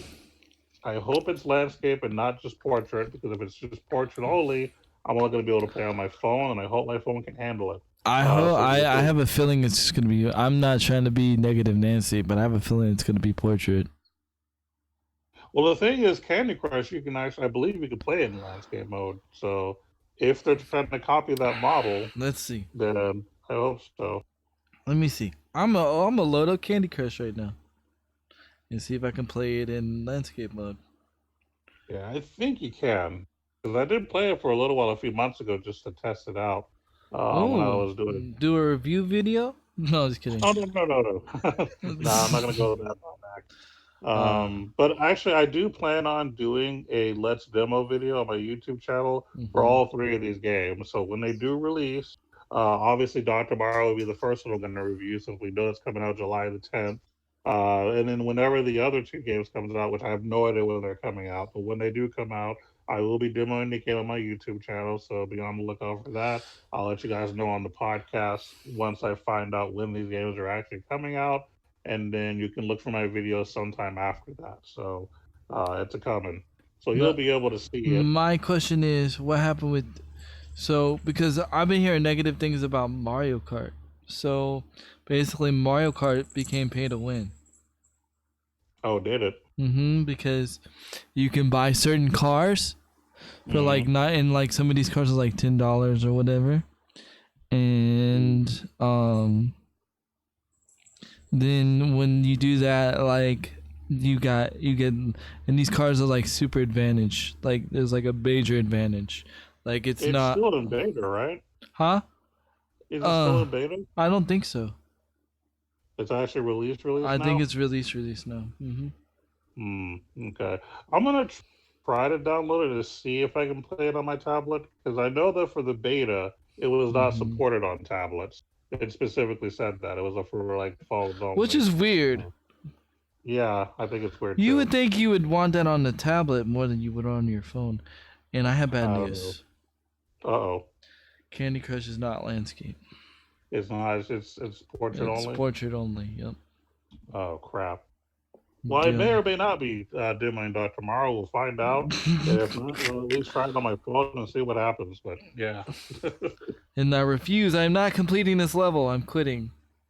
You will not addict me in the podcast. I am not a Candy Crush addict. Actually, it's probably like it's probably the first time I played Candy Crush in like a year. But yeah. So, I mean, that's crazy though. Like to really think about it, that's nuts. That's funny, man. That Dr. Mario's like that. I'm about to try it. It's gonna be free, right? Yeah, it's free to play. Okay. The only thing that I understand that you're gonna pay for is if like you run out of moves or whatever, or energy or something, and you want to play more without waiting for the recharge, you have to pay. But other than that, I mean, it's free. Okay. And then if you have friends or whatnot, your friends can give you energy and stuff like that. Yeah, definitely. Well, you could be giving me a lot of energy. Yeah, I was gonna say it's just like Candy Crush. So you run out of energy. That's actually the biggest complaint about that new Harry Potter game. Yeah, that actually just came out. I forgot what the actual title is, but yeah, the new AR game that Niantic made. Yes. You would think that it was a different company making it to compete with Niantic, but no, it's the same company that made Pokemon Go, made Harry Potter. Apparently, there's no competition here. Apparently, people want to monopolize.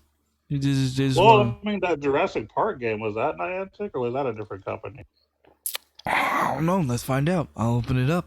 I still got it on my phone. I still got it on my phone. I haven't played it in a year either, but you know me, I'm an app hoarder. I got all the apps. Yeah, You hold on to everything. I I- don't. I have to clean stuff out. I know. Just my wife wanted to the controller that was broken. She wants to throw it Mhm. away, and I'm like, no.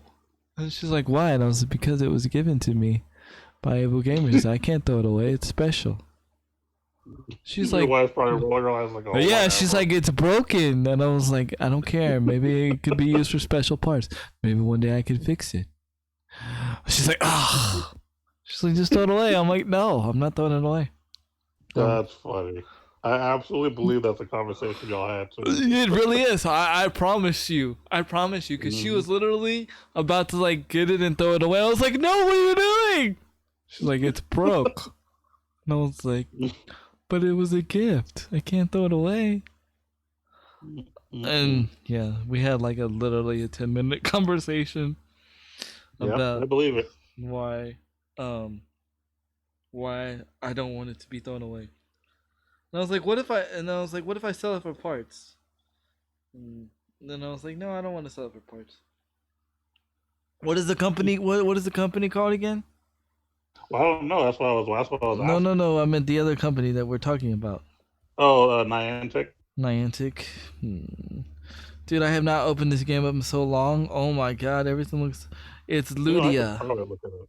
It's Ludia? Ludia, I think. Okay, so there is actual competition then, if it's not Niantic, so that's good. So they don't have the complete monopoly; they're just working. They're on just it. working They on got it. Boardwalk and Park Place, but they don't have everything else. They Well, don't have shoot, if the you got railroad if you yet. got Boardwalk and Park Place, you won the game. It don't matter.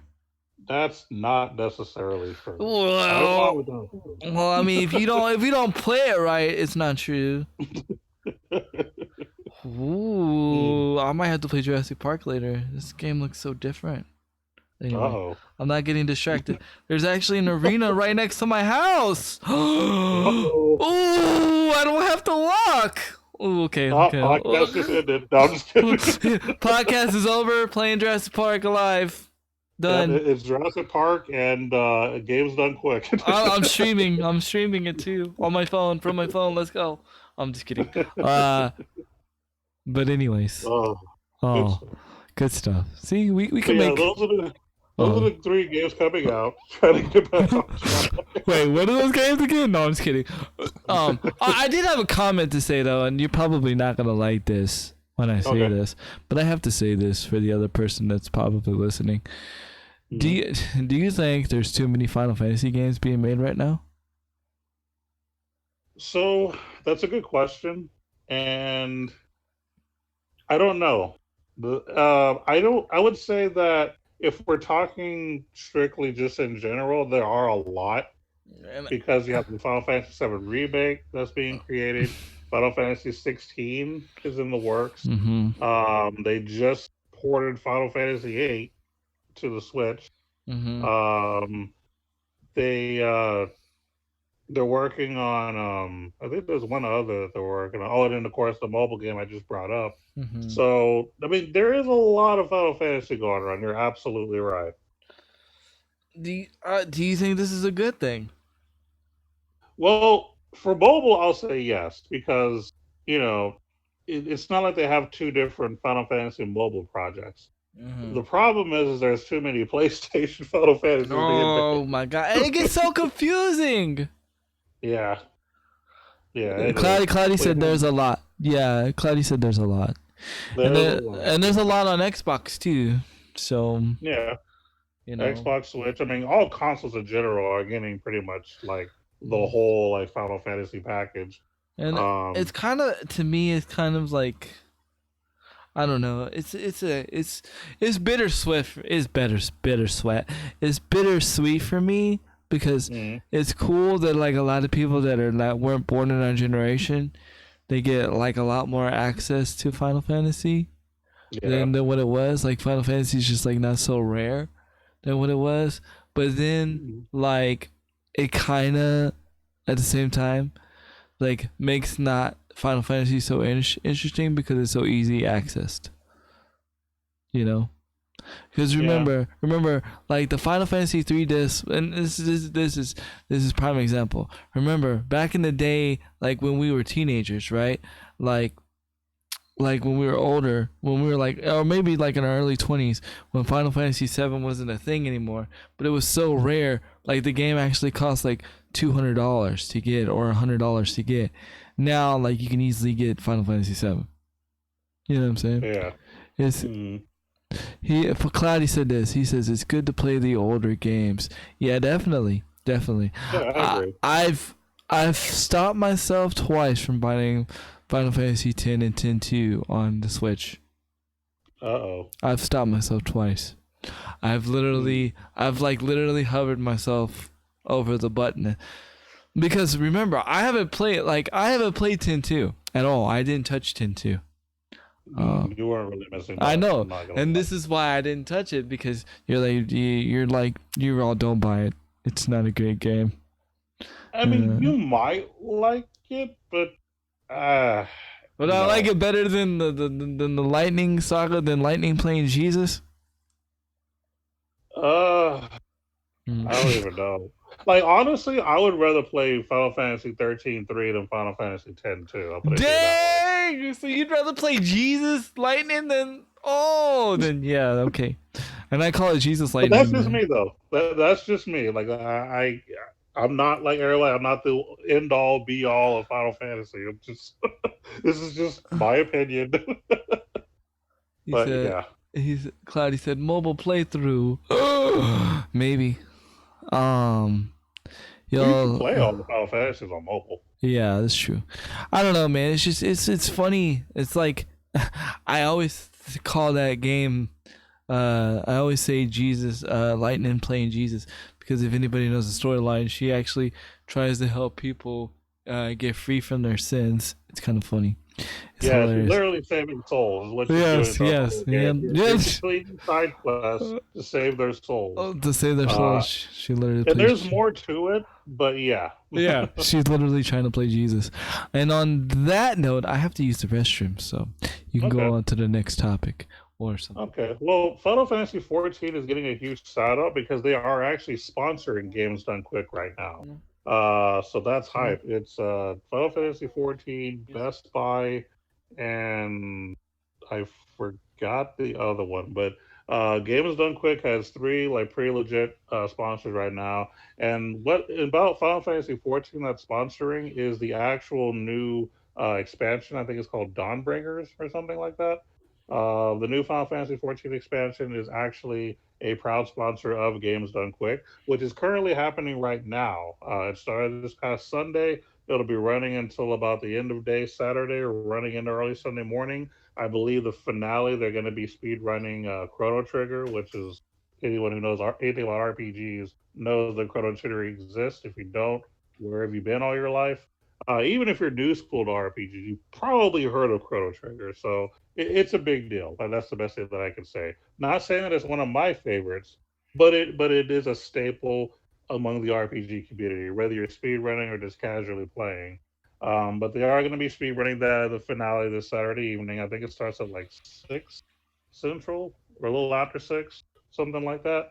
But it has been pretty hype. Some of the things that I've seen so far, because I've been watching it pretty much all week, there have been a few things that I've missed, but anything that I've missed on the GDQ, I've been able to watch on YouTube because after they're done for the day, as far as like each of their games, they'll start uploading the previous day's speed runs on YouTube game by game. So if there's anything that you've missed that you want to see, you can go to YouTube and you'll be able to actually watch what just happened the day or before. I usually think they post it the next day or the day after.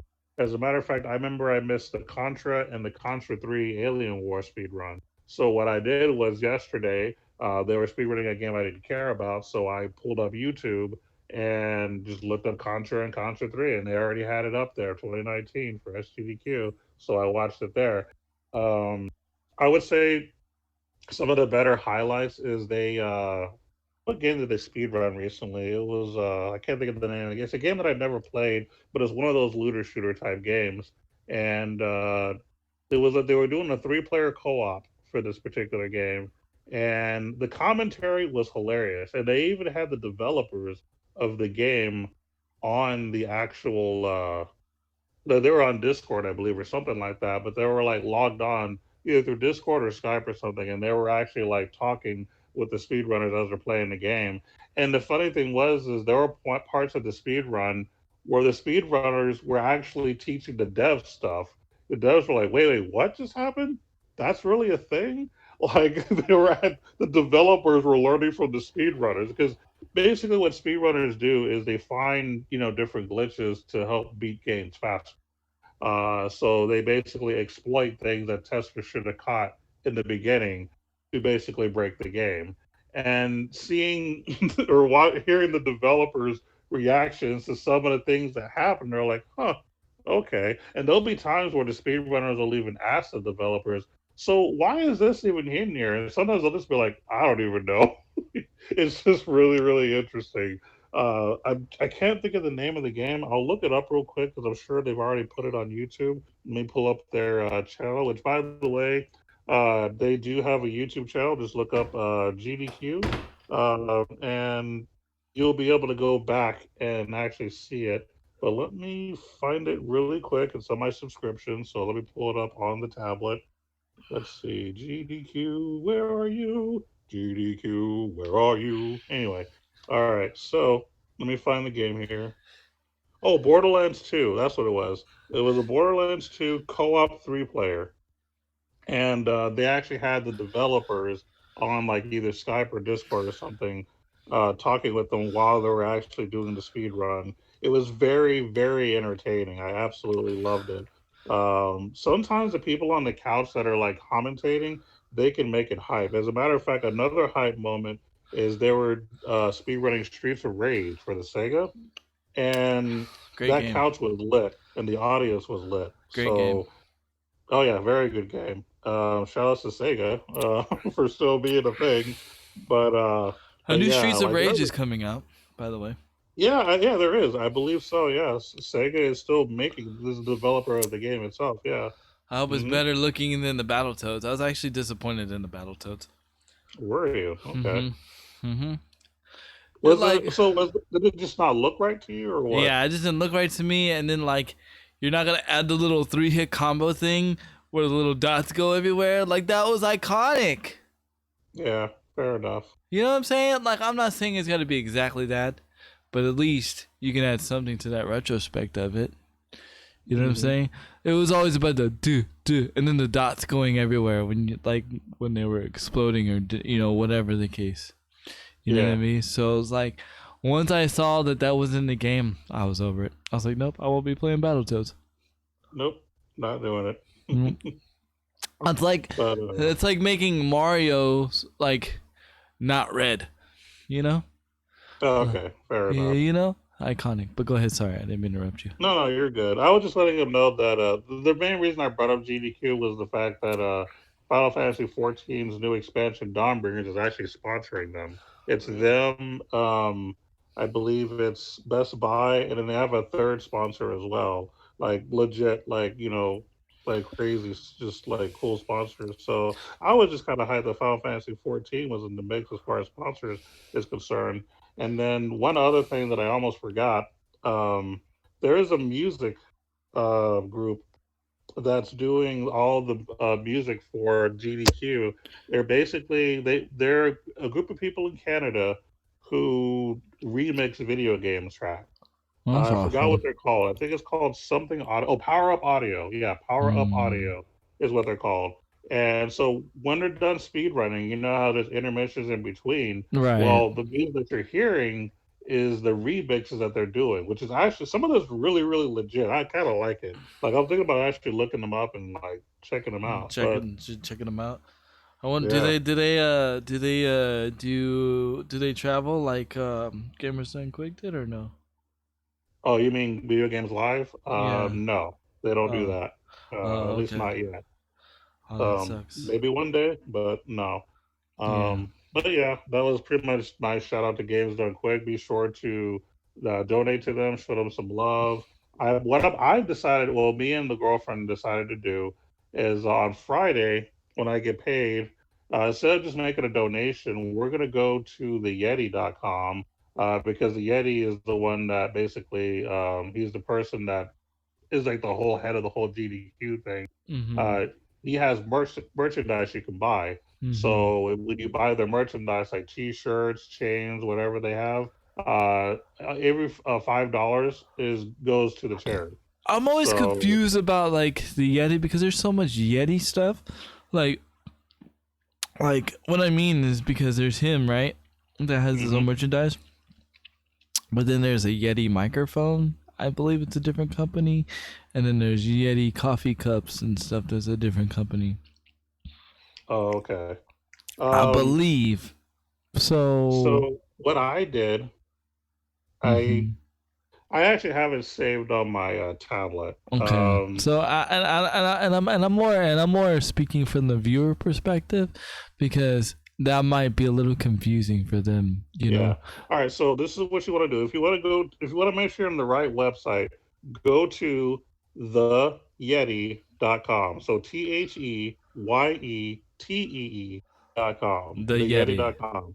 And what you'll see is something that says like Shop the Yeti Mart, and then you'll see a bunch of like video game memorabilia. You'll see some T-shirts, maybe some pens, some posters, and they're usually video games. Some are anime like. So if you're into anime, they have a little bit of anime stuff, but it's mostly video games.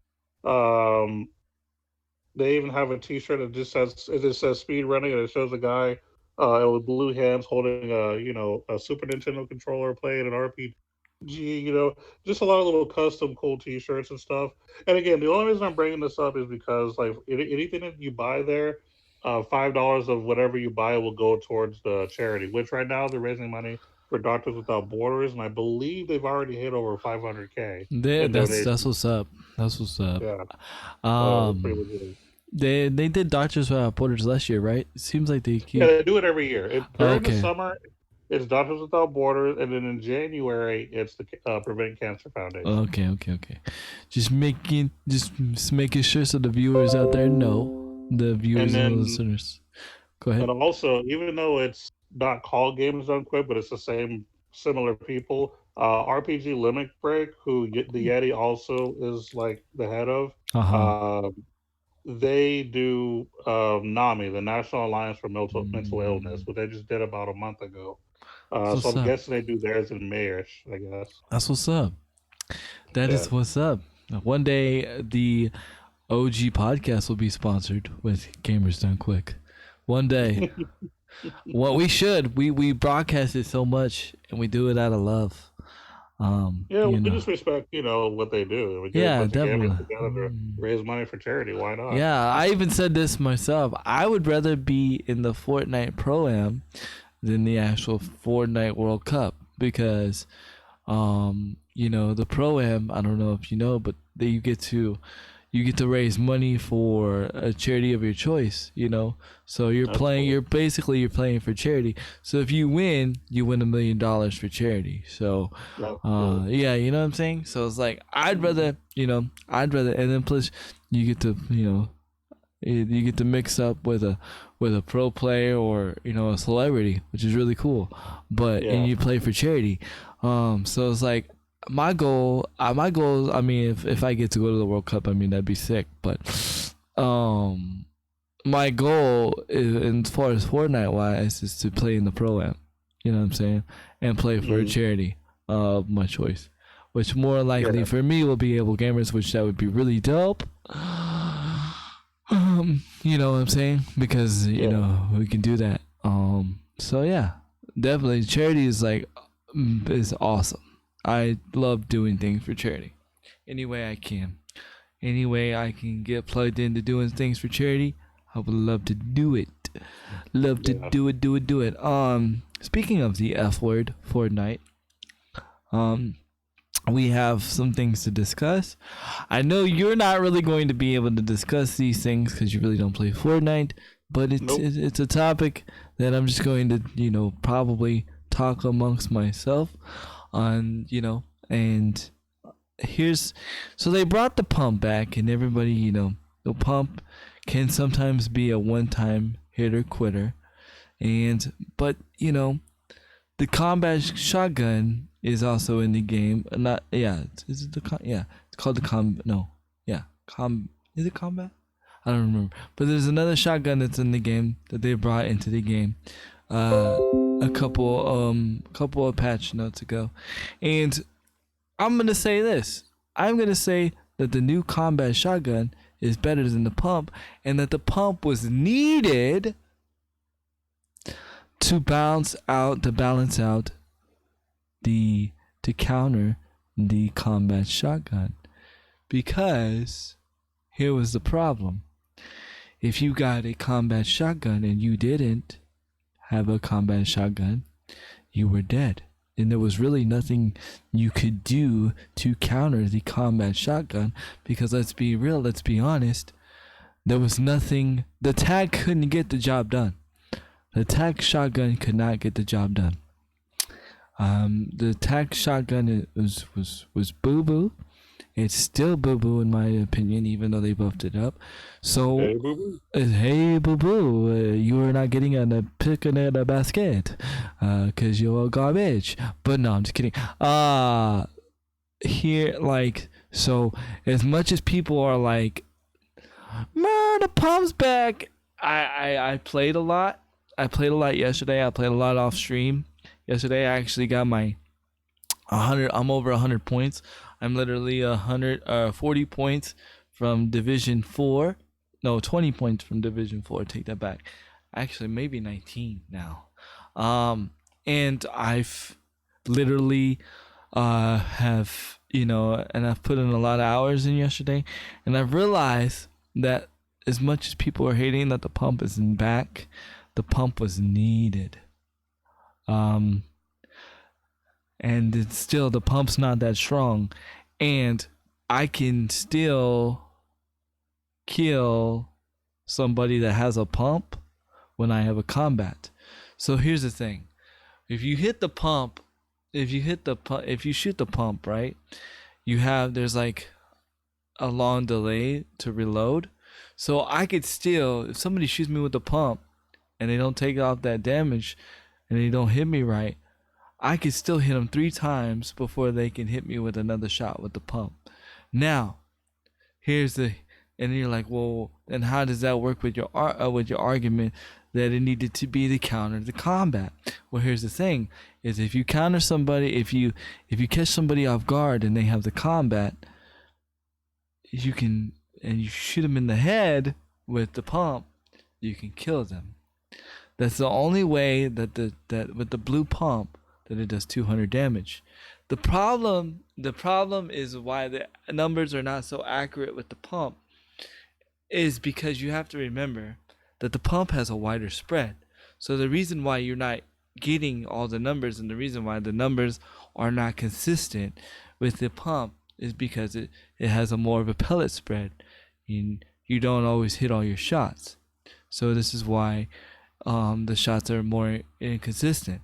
You have a more consistent shot with the combat, but again, it's a more viable option than the tack to go against the combat, because you can go this, and now listen to me, chat, listen to me, SoundCloud. You can go, if somebody's got a combat against you, you can do this, and I've done it. You can go pump, hit with the pump, and they don't die, switch to the silenced SMG, because they also brought that back. And that's actually a really good deadly conversation. That's a really good deadly combination. So, there had to be something to challenge the tack, and it had to be close range. You already know it wasn't going to be the micro or the burst SMG, right? So it had to be another shotgun. It had to be the pump. So I'm actually fine with the pump being back. It's not as bad as it once was. Now, had it been what it was, like, if not what was in the game now wasn't in the game, if we were like back when the pump was just the pump by itself and we were at where we were at, I guarantee you, yeah, it would suck. Like, it would suck that the pump is back. But actually, I'm actually fine and I'm happy. I just had to spend a little one-on-one time with the pump and the combat. We had to have a conversation. We had to get things, down to the nitty-gritty, and we had to really, sit down and really think about, is this really bad? Or was this really bad for the game, or is it really okay? I'm not saying that it's the greatest thing in the world. I'm not saying that, oh, it's awesome, it's amazing. I'm saying it's okay and it was needed, because right now there was nothing to contest against the combat shotgun. Nothing can contest. Even if somebody's good with it, it's still gonna be rough because they can still hit you with the range. And so it's just all about how you play Fortnite right now. The other things that they brought into the game, the whole, how they're unvaulting a weapon each day, a new weapon each day, and then vaulting one. For the 14 days of summer, hey, it's cool. It's only for 14 days. Don't quit a game because of an event. There's games, there's events that happen in all different kinds of games. There's probably somebody right now that's playing Shadowverse and doesn't like the event that's going on. There's probably somebody playing some other video game that doesn't like the event going on. But don't quit a game because of an event, because that's not affecting the core game. It's just an event that goes on to add more flavor to the game, to change the meta. Remember, don't be the meta, become the meta. Don't allow, just because an easier meta is part of the game and makes the game easier, don't allow that to be the reason why you're good at the game. Be good at the game because you're good at the game and you can use anything. Because if you can be good at anything, then you truly are a good player. And, and again, I'm speaking to myself. I'm speaking to anybody that plays. And that could be used to any game, because everybody just wants to use the easy meta to get the easy win, right? But what happens when that meta change? Is the game really broken, or is it just you have to adapt to a new meta? Or is it just that you have to find your own meta? And this is why I continue to say, don't do the meta, become the meta. Because you won't change. You won't change. You can continue to grow and be better. So if you become the meta, can't nobody else be you. Right? Can't nobody be Cloudy, can't nobody be OG, can't nobody be me. So if you become the meta, you can't be stopped. It's really crazy and deep when you think about it, but that's where we have to get to in the competitive gaming. And that's how OG is when he plays Shadowverse. He does his own meta. He doesn't really follow the meta of Shadowverse. And he does a lot better than a lot of these pros. He's just underrated and beats himself up a lot. But it's okay. It's okay. He's gonna. Work in progress. There's a work in progress. He's working on it. But you got to become your own meta. You got to do what works for you. There's no secret sauce to being good at any game. What it is it's you. What works for you. You being comfortable. And yeah, that's pretty much what I got to say on the Fortnite tip. But I strongly think the combat is better than the pump, and I think the pump is needed for right now to balance the combat. You can disagree, that's fine. You can't change my mind. You can't change my opinion. That's okay. We can agree to disagree. And what else do you have for us there, OG? Well, I kind of wanted to bring the Stadia thing up to fold just so there's more of an understanding about what Stadia is for those of you who still don't know what it is. And don't get me wrong, I'm not making fun of you. I don't even completely know what it is. So, but here's an article that kind of breaks it down a little bit as far as like the prices and what the expectations are.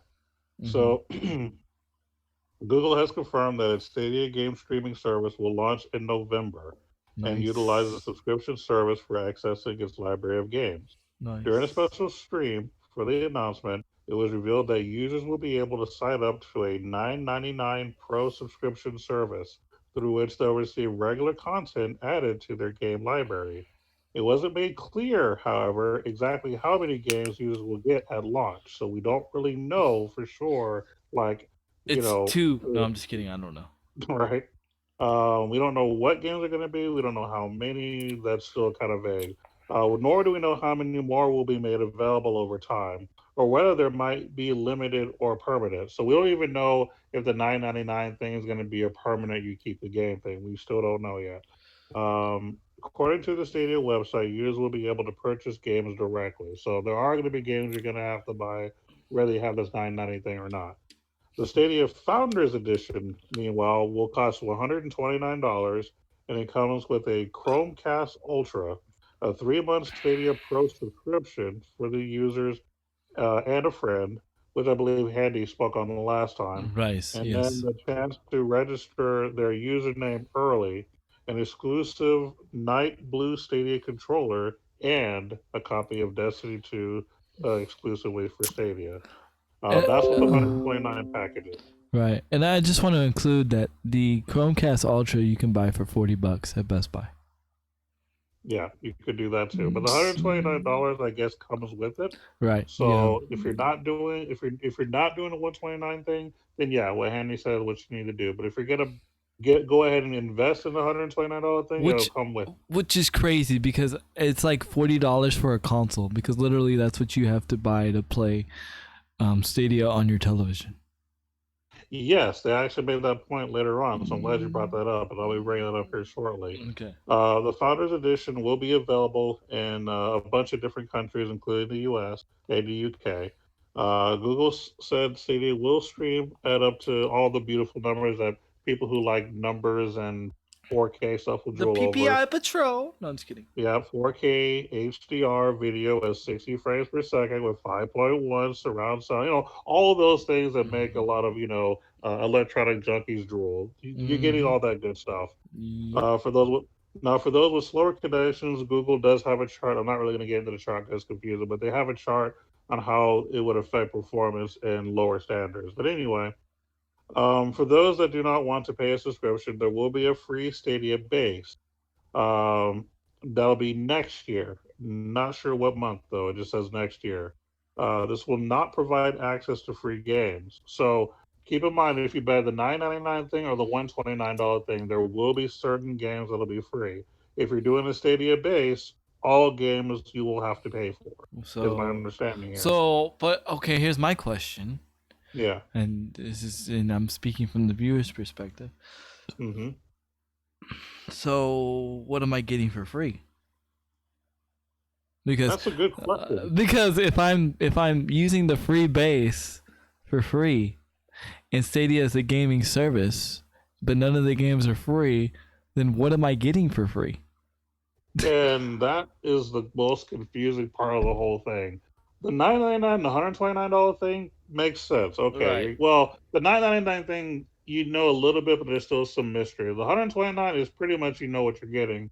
The free one, we still have no idea. The only thing that the free one is saying is that you're going to be able to get the whole 1080p and all that beautiful stuff. Oh no, sorry.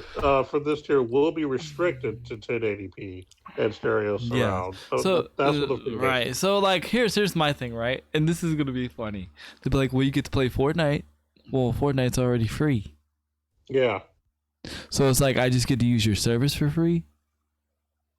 Yeah. And then okay, so technically it's technically not free because if I don't have a Chromecast Ultra, I still gotta go out and buy $40. I still gotta go and pay $40 to get the Chromecast Ultra. You know what I mean? I'm gonna advise this. Okay, I don't have a Chromecast Ultra, but I do have a Nintendo Switch. Okay, that relies on a wireless connection. But I did get the Ethernet dongle thing that plugs into the HDMI port, and it has an Ethernet connection on the other side, and you can make the wireless connection wired. I will recommend this because you'll be able to do that with the Google HD Cast, whatever it's called. Because what you'll do is, I know it's got multiple HDMI ports. You will plug that in there, and then you'll plug the Ethernet cord or the port and you'll plug that in there, and you'll have Ethernet. I strongly suggest, especially working with these high speeds, you're gonna want to connect this to a wired connection, because there's no way you're gonna have, if you're paying because you know you have the internet to do the 4K, you're not gonna have a steady 4K connection wireless. I don't care. There's no strong wireless structure that can handle that. Yes, you can get the speeds. You can get the speeds, but it's not gonna be steady. Not even your phone has a steady wireless connection at all times. So just imagine. And so I would suggest that. Now, it's crazy, because it's like, I don't know. It's still, like you said, there's still more questions to be asked. I need to know what comes with the freebase. I need to know. Yeah, it's not very clear. And then to elaborate on how you can play it, because we were kind of hinting on that earlier, games will be playable on TV, desktop, laptop, tablet, and Pixel smartphones. Right. That means that not all smartphones are going to be ready to play Stadia. I want to make sure you guys understand this. The service will launch on other smartphone devices at a later date. And to access the service on TV, like Andy said, users will need a Chromecast Ultra. But when you're on the desktop, laptop, and tablets, users can play Stadia games through the Chrome browser. If you're on a Pixie phone, though, a special Stadia app will be required. Pixel, not Pixie. Pixel. Pixel, yeah, sorry. Pixie. Pixie does. I had a T-Mobile got me like one of those like deals where you can, if you pay like $9.99 for another line, you get a tablet for free, even though you're technically paying for the tablet through that. And it happened to be a Pixie. So that's why I keep saying it, because it was an actual Pixie tablet. Oh, so that's weird. Took it out of my mind. Yeah, it's not a great tablet either. But anyway, we won't get into that. Good job, T-Mobile. Good job. I'm just kidding. Yeah, but yeah. So with TVs, you need the Chromecast.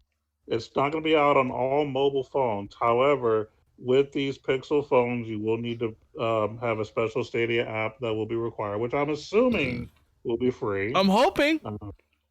I'm assuming it's free, but we'll see. And that's really the gist of it. If you're playing for free, you're still buying the games, it seems. If you're paying for free, you don't know what you're getting. So, yeah. You're better off, if you're going to invest in Stadia, I think that you should at least do the $9.99 thing, because at least you are getting games with it. Yes.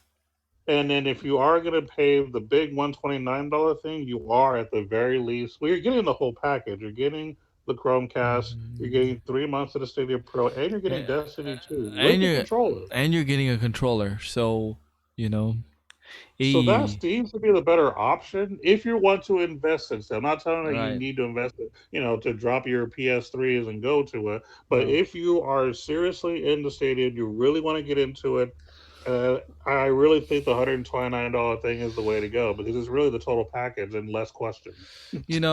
It's, and I'm going to say this, and this is going to be the weird way to say this, but it's the cheaper way to get 4K. If you really want 4K and you're really all about that 4K experience, it's the cheaper way to get 4K gaming into your house. Because if you think about it, the entry level to get 4K into your house, like, I'm not gonna say the free version, because I'm not including, because we don't know what's coming with the free version. You can get it for like $9 a month, and then and then get the part for $40. That is, like, if you look at it from a positive perspective, that's insane. That's insane. I'm getting 4K, and that's how they're getting people. I'm getting 4K gaming I'm getting 4K gaming from a $40 console. I mean, in a sense, because the HD thing technically becomes a console, because it becomes the hub for the controller, the hub for the game.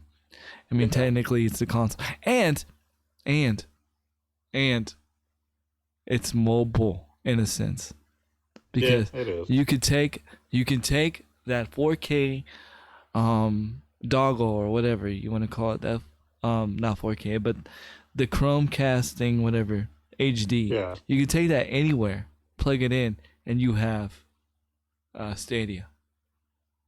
Or Yeah. you could use your phone. But I mean, in my opinion, the Chromecast thing is not very, as far as that thing that you buy that's like $40, it's not very like home based to where like you have to keep it at home. Like you literally just unplug it from the back of your TV and take it. It's like a little circle thing. It's like very, very, it's very small. Like very, very Yeah. small. I've seen them. I've almost bought one a few times. I've actually seen it too, and it's actually pretty cool because a friend of mine, when I used to play D&D a lot, he actually invested in Chromecast to do some of his presentations while he was doing the story and everything, and it was actually pretty cool. I'm not gonna lie, it really did enhance our gaming experience with the technology he was able to use with that. So the Chromecast is not a bad buy.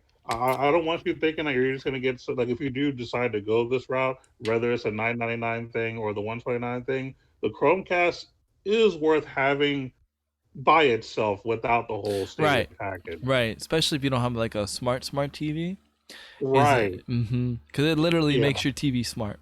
It absolutely. Yeah. So it is a good investment, and also as far as the $129 package, keep in mind that Stadia service you only get for 3 months with that. So after Yeah. 3 months, you'll be back to paying your $9.99 a To month. me, I don't know. To me, because here's the thing. You don't have to use a Stadia controller either, chat. You can, it's gonna support PlayStation 4 controllers and Xbox controllers. Xbox One, yeah. Xbox One controllers. So you can go around and you can turn around and get a better controller for cheaper, in my opinion.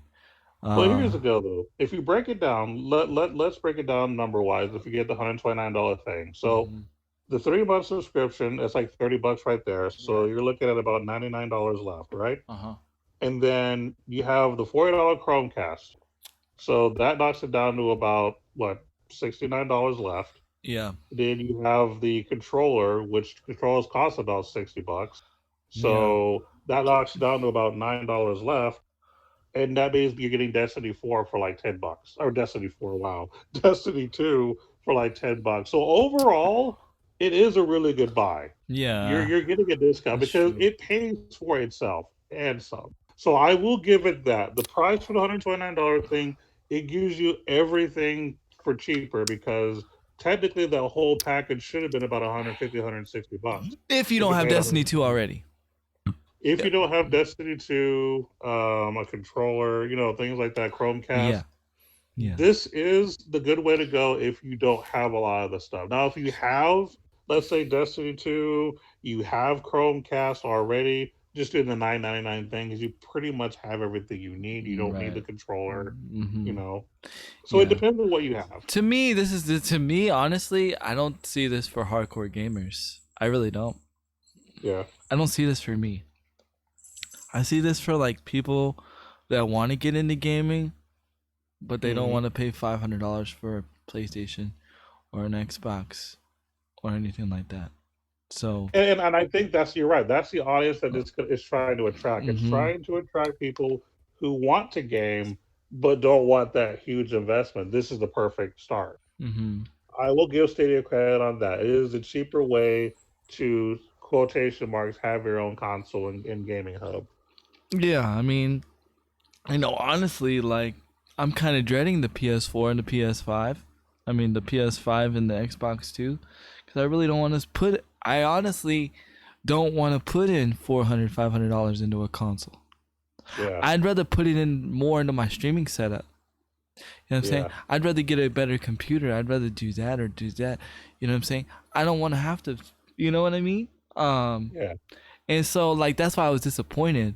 Because I was like, man, I could get Stadia, save up the money for the $500 this year, don't have to get a PS5, don't have to get an Xbox 2, get Stadia, spend $40 because I already got the controllers. You know what I mean?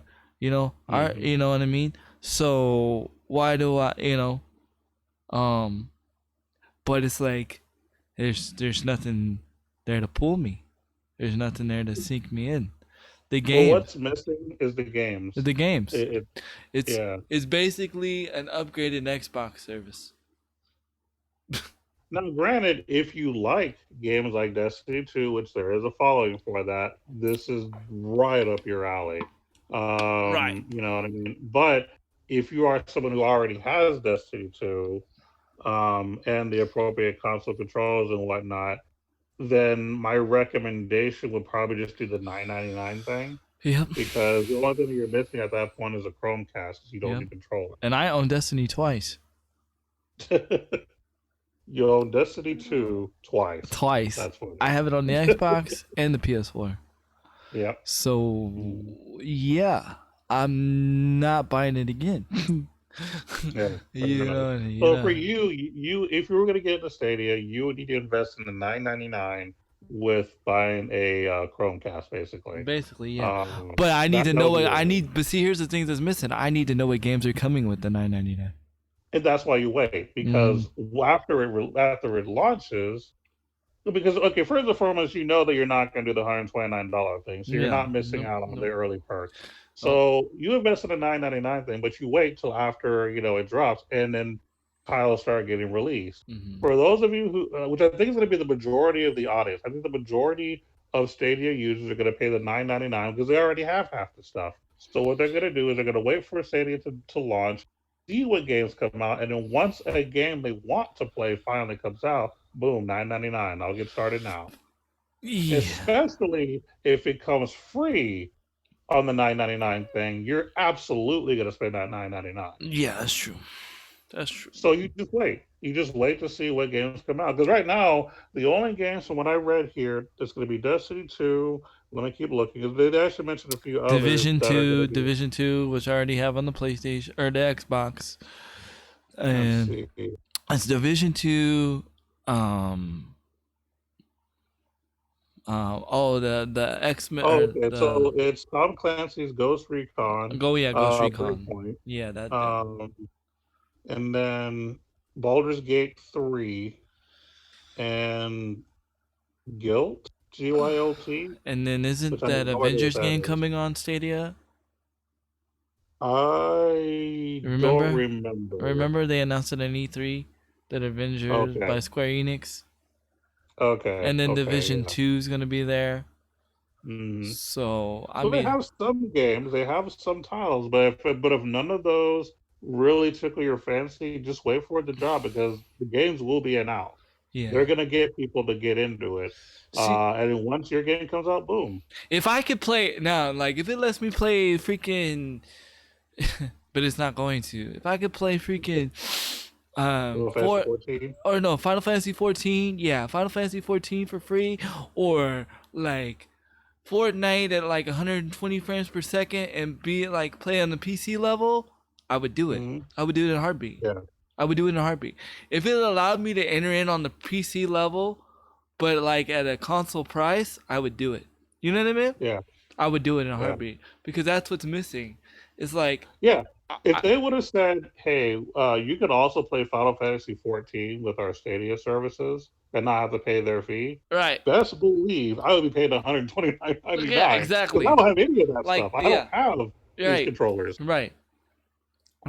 If I could play like PC type games from this and play with a controller, I'd be down. Mm-hmm. You know what I mean? Yeah. Because like that's where I'm lacking is the PC department. You know what I mean? And I think that's me and you. That's our problem. Me and your problem is that you have to convince us. You have to be like, well, this is what's coming out, and this is why we're not on the hype train 100% on Stadia.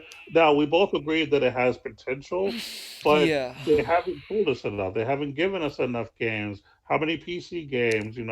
What MMOs existing are you going to allow and cover the fee for? You know what I mean? Right. Yeah. Like, that's the kind of stuff that would have drawn us. That would have Yo, allowed us. Max with the raid. Let's go. What up, Max? How you doing today, bud? Go ahead. Sorry. Good to see you. Good to see you, Max. But yeah, but as far as like Stadia is concerned, if they would have like given an MMO package for like Final Fantasy 14 or World of Warcraft or something like that, then yeah, I would jump online with either the 999 or even the 129 thing, one Yeah. of the two, Or because at least I have something to play. or even if they would have been like, because they were talking about like all this state of the art technology and like how they can have like 1 million players in like a battle royale or something like that. If they would announce something that was like groundbreaking like that, you know, I'm not saying like a BR, but just in a game in general. You know what I'm saying? Mhm. Like Yeah. its own IP, like something you're only gonna find on Stadia. You know what I'm saying? And that was like its own IP, and like and Xbox and PlayStation couldn't adapt to it. You know what I'm saying? Because of the technology of Stadia is so advanced. You know what I'm saying? Yeah. I'm not saying that it is. I'm just saying the way they hyped it up, that it's so advanced that it's going to be groundbreaking or whatever. If they would have showcased that and it would have been like, yo, this is the only way you're going to play this groundbreaking game. You know what I'm saying?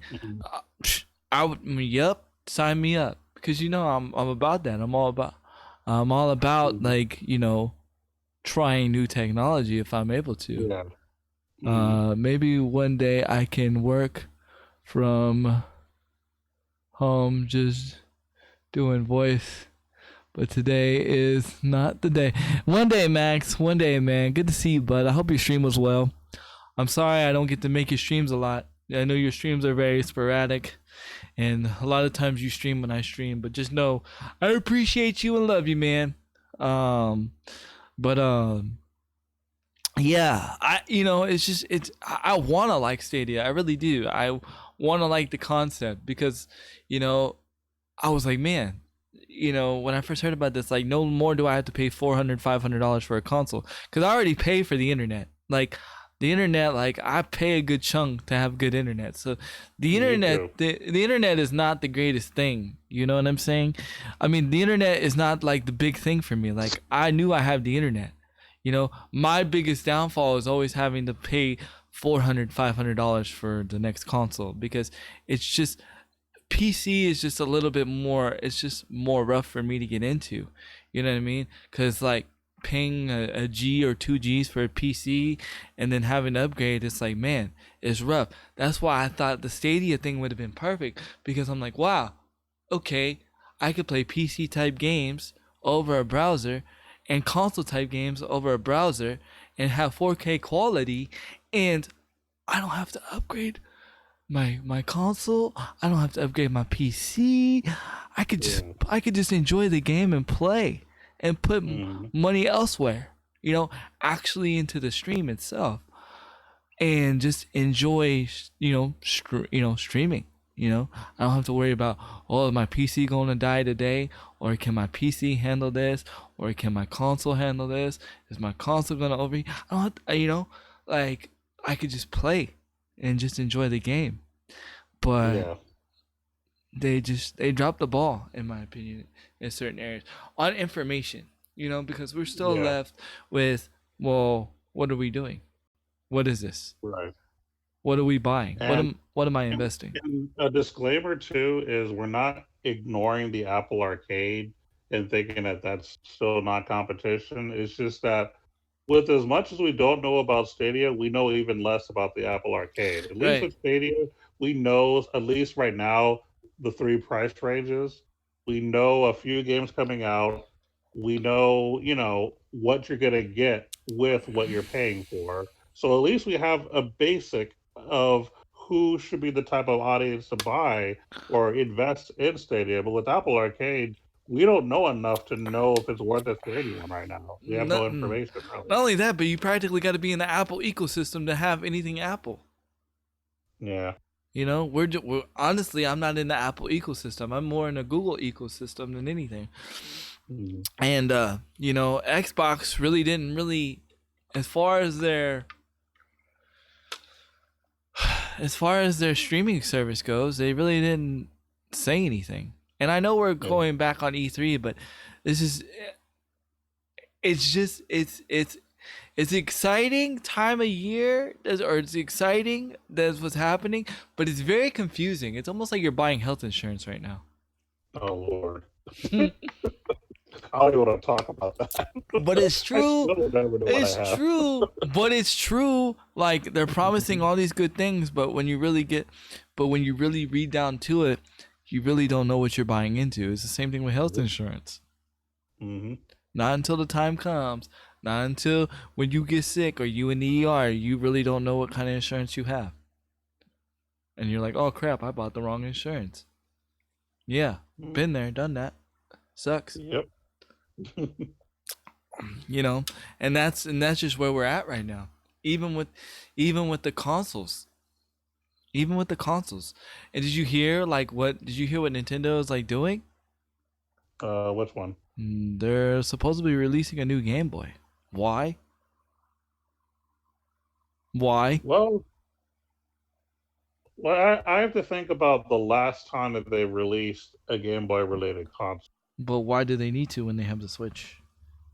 because the Game Boy are actually more catered to the handheld than the Switch, because some people are used to holding on to something a bit lighter, whereas the Mm, Switch has a bit more weight to it, is my understanding. I mean, you have a Switch, you tell me.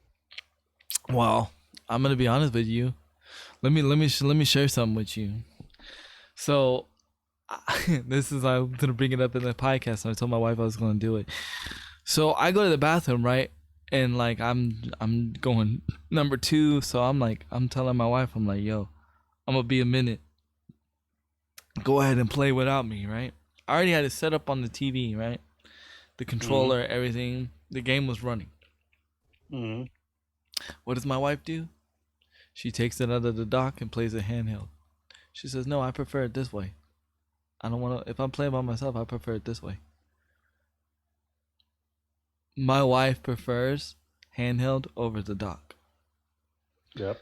And she said, it's really not that heavy, honestly. Okay. It was weird. I mean, it's for me, but it's hard for me to handle things in general. Right, So, right. So for you, it's a so bit different. I So get me, that. it's a bit different, but like I don't even play phone games. I really didn't play a lot of handheld stuff to begin with. Fair enough. I prefer TV over anything. I even like to Right. stream my phone to my TV and play that way. You know what I mean? Yeah. So to me, like, of course I'm gonna say that, but my wife, like, and that's why I say that. Like, my wife, she prefers handheld, like all day long. Switch, Hmm. she'll play that all day long. Um, so you know, I don't know. I just don't see the need. Hold up. Yeah. I hold on. Cloudy said I was handheld more than Doc, but I what propped mine up against something so I don't have to hold it. So basically, he uses his in tabletop. Basically, Yeah. he uses a Which little is how a stand. lot of people do it too. They do that with their tablets and their switches. They'll just put it like somewhere where it can be propped up, and they can play it that way, which is smart. Yes. Yeah. So I don't know. I don't know, man. I Well, I but I see what you're saying though, because if you can play the Switch handheld, why would you do another handheld system? right. Yeah. It makes no sense. And then it's just better. It's just better. Like you're not gonna put a Switch screen. You're not gonna put a Switch type screen in in the in the Game Boy. You're just not. Yeah. You know what I mean? And then unless what are you gonna do? Make the Game Boy $60, $70? Then okay, but what game? Then but what games are gonna be compatible? Like it just doesn't make no sense. Also, Well, go ahead. with Game Boy type games, like if you have like any of the DSs and stuff like that, Nintendo has always been very good about allowing different ports to be on there, plus releasing new titles. And with the technology that they've used in their newer handheld Game Boys, I mean, the technology is really good. The graphics have become greater, especially with the little stick thing that you can use to move things around if you don't want to use your fingers. I Mm-hmm. mean, it is a convenient way for others to game. If they want to do it a little bit differently because I don't think you can correct me if I'm wrong, but does Nintendo Switch actually have one of those little sticks that you can use to control things, or everything is done either through buttons or your finger? You can get them in Japan, Oh, okay, but not here. not Okay. here because for some reason we refuse to have them. But Okay. you can get a stylus. You can get a stylus for like $5. Yeah, that's what the stylus. Yeah, there Yeah, you you go. can get That's one what for like a regular stylus will work. Okay, so they actually do work on it. Yeah, they do work on there, but the Nintendo brand stylus, the Nintendo brand ones, Yeah. only sold in Japan. Okay. But you can use normal stylus on there. So And I think it's catered to a special audience, an audience that wants to pay a little bit less for their handheld console because the Switch is still somewhat pricey. it's pretty expensive.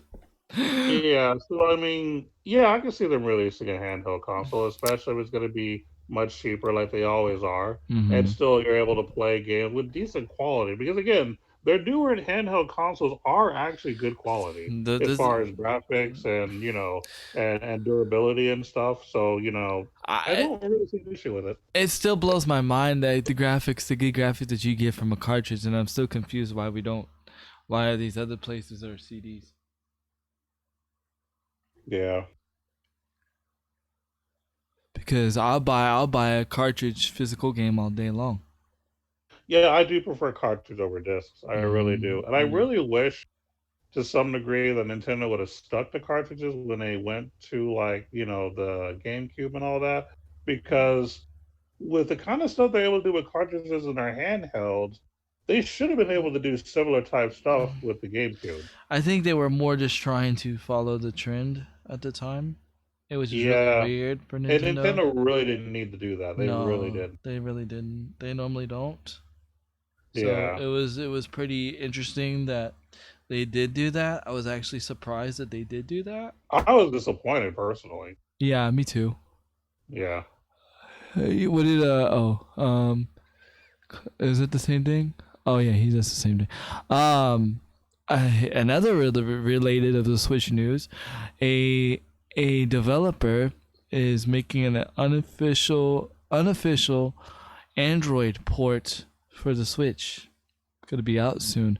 What does that mean? Is you're going to be able to connect your Google account to your Switch, and you're going to be able to play and use majority of your Android apps on your Switch. Interesting. Yes, so you might be able to play Shadowverse. I might be able to play Shadowverse on the Switch. That would be interesting and pretty Eh. cool, actually. He said most of them. He said not all, but majority of the games will be able to use the Joy Cons. So it was just really interesting, really interesting.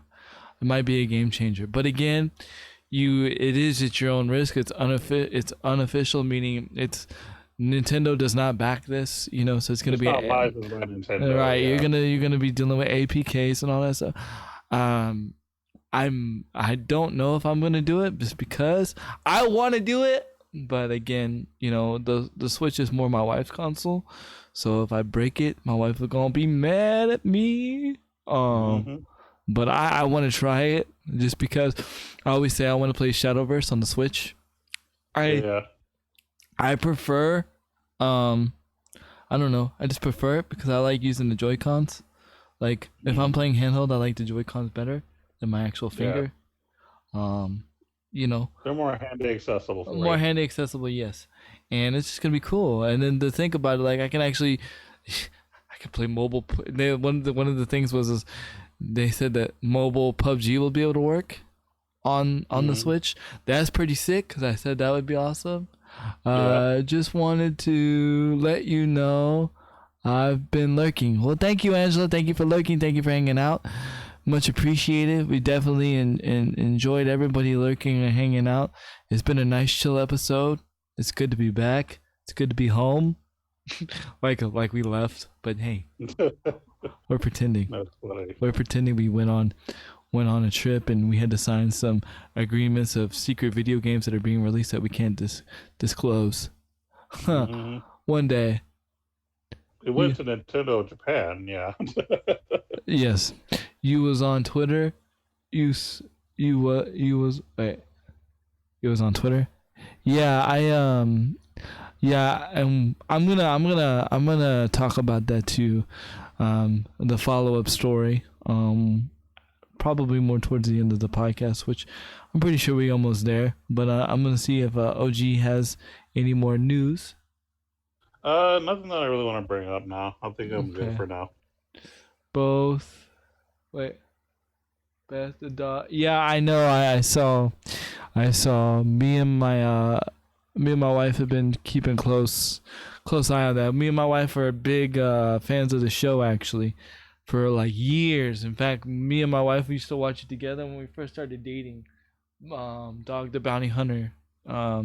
His wife is just officially passed away, so prayers to him and his family. I know he's probably taking it pretty hard, which any person should. So, definitely prayers. Even though this person doesn't know me, it doesn't matter. You shouldn't always pray for somebody you know. You should pray for people that you don't know. Yeah, I know she was only 51. Yeah, but she was dealing with a lot of medical issues too, though. But the one thing I want to talk about is not. I mean, there's not really much to talk about, but it's just something that follow up of what we talked about last time we were on the podcast. The Dr. Disrespect ban did get lifted. He will be back on Twitch if he's not back already. Everybody in his chat's already in his chat, and he's not even online. Everybody's excited that he's back. So, I mean,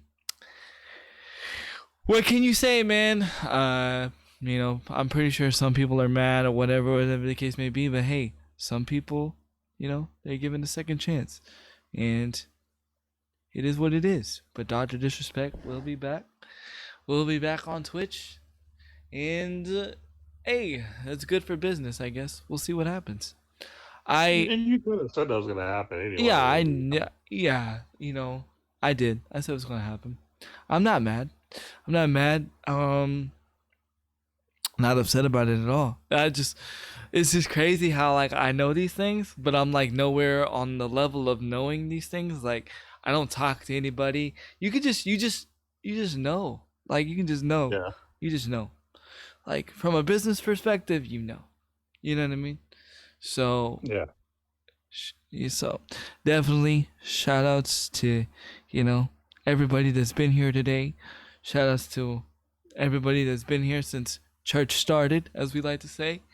Thank you for the people that came when the doors open.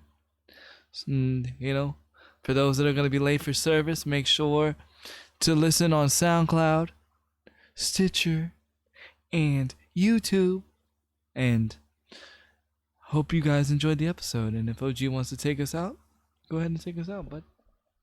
And don't forget, everybody, Summer Games Done Quick 2019 is currently in progress. I'm pretty.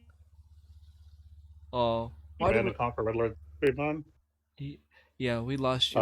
So we'll definitely. I don't know why we lost you now. As I said, towards the end of the podcast. Well, let's say we've been doing pretty good today. Hold on, let me get out and back in. 1 second. Hey, what up, Infamous, my brother, man? How you doing, man? Okay, you can hear me? Yeah, we can hear you now. Good. Well, at least the hiccup happened at the end of the show and not the beginning, so I'm happy about that. Which I'm actually surprised, but go ahead. Yeah, I'm surprised too. But don't forget, everybody, Summer Games Done Quick 2019 is currently in progress. Please sure to show them some love. Watch these talented gamers speedrun all kinds of broken games. That's Summer Games Done Quick 2019 live on Twitch TV. Right now, I think they're doing Command & Conquer Red Alert 3, so which is something I'm probably going to be watching later on when they redo it. And then also, don't forget that we do appreciate you listening and watching the OG podcast. We are here Wednesdays, 10 a.m. Central, here to talk about lots of gaming-related subjects. And then, of course, your boy Handy Killcam. Check him out on Twitch and YouTube. Show him some love. And on Thursdays, he is on Able Gamers. Yes. It's a wonderful organization that helps to make everything, as far as gaming is concerned, handy accessible. Yes, so, definitely. Show them some love there. Show that company some love as well. And then, of course, check me out, OG Crunksta, YouTube. Look up all types of videos related to mobile RPGs and specifically card games, since I am big on Shadowverse. If you want to watch my journey from a noob to someone who's gotten a lot better since then, um, Noob to a first I want to pro. thank you guys. I'm not pro yet, but for those of you who have been watching me since the beginning, since I was new to where I'm at now, I definitely appreciate all of your support. There have been some people who do DM me here and there that say, "Hey, man, I like where you're going." So for those of you that have been doing that, I 100% appreciate you guys reaching out to me and letting me know that you appreciate the content that I'm providing as well. I can't thank you enough. But other than that, we'll be back next week. Y'all keep gaming and take care. Yeah. Oh, and one more thing I forgot to mention. I Yeah. forgot to mention because again, it's been 2 weeks and I forget everything. Able Gamers sent me a special edition hoodie. It was really cool. Nice. Yeah, it's really sick. I'll show you a picture of it later, but it's pretty sick. It has like all the gaming stuff that they've done and stuff like that. It was really cool. They sent it out Yeah. to not just me, but to a lot of people that have helped done fundraising for them. So shout outs to Able Gamers and thank you. And again, thank you guys for all the support. And tomorrow we will be on Able Gamers doing the Fortnite grind. We might do a little bit of some pro play, meaning some rank play. I'm like 10 or like 19 points away from Division 4. I was grinding last night. I was kicking butt. I got like 3 places. But anyway, we will see you all tomorrow. I'm Handy Killcam saying peace. Later, yo. Soon as my mouse works.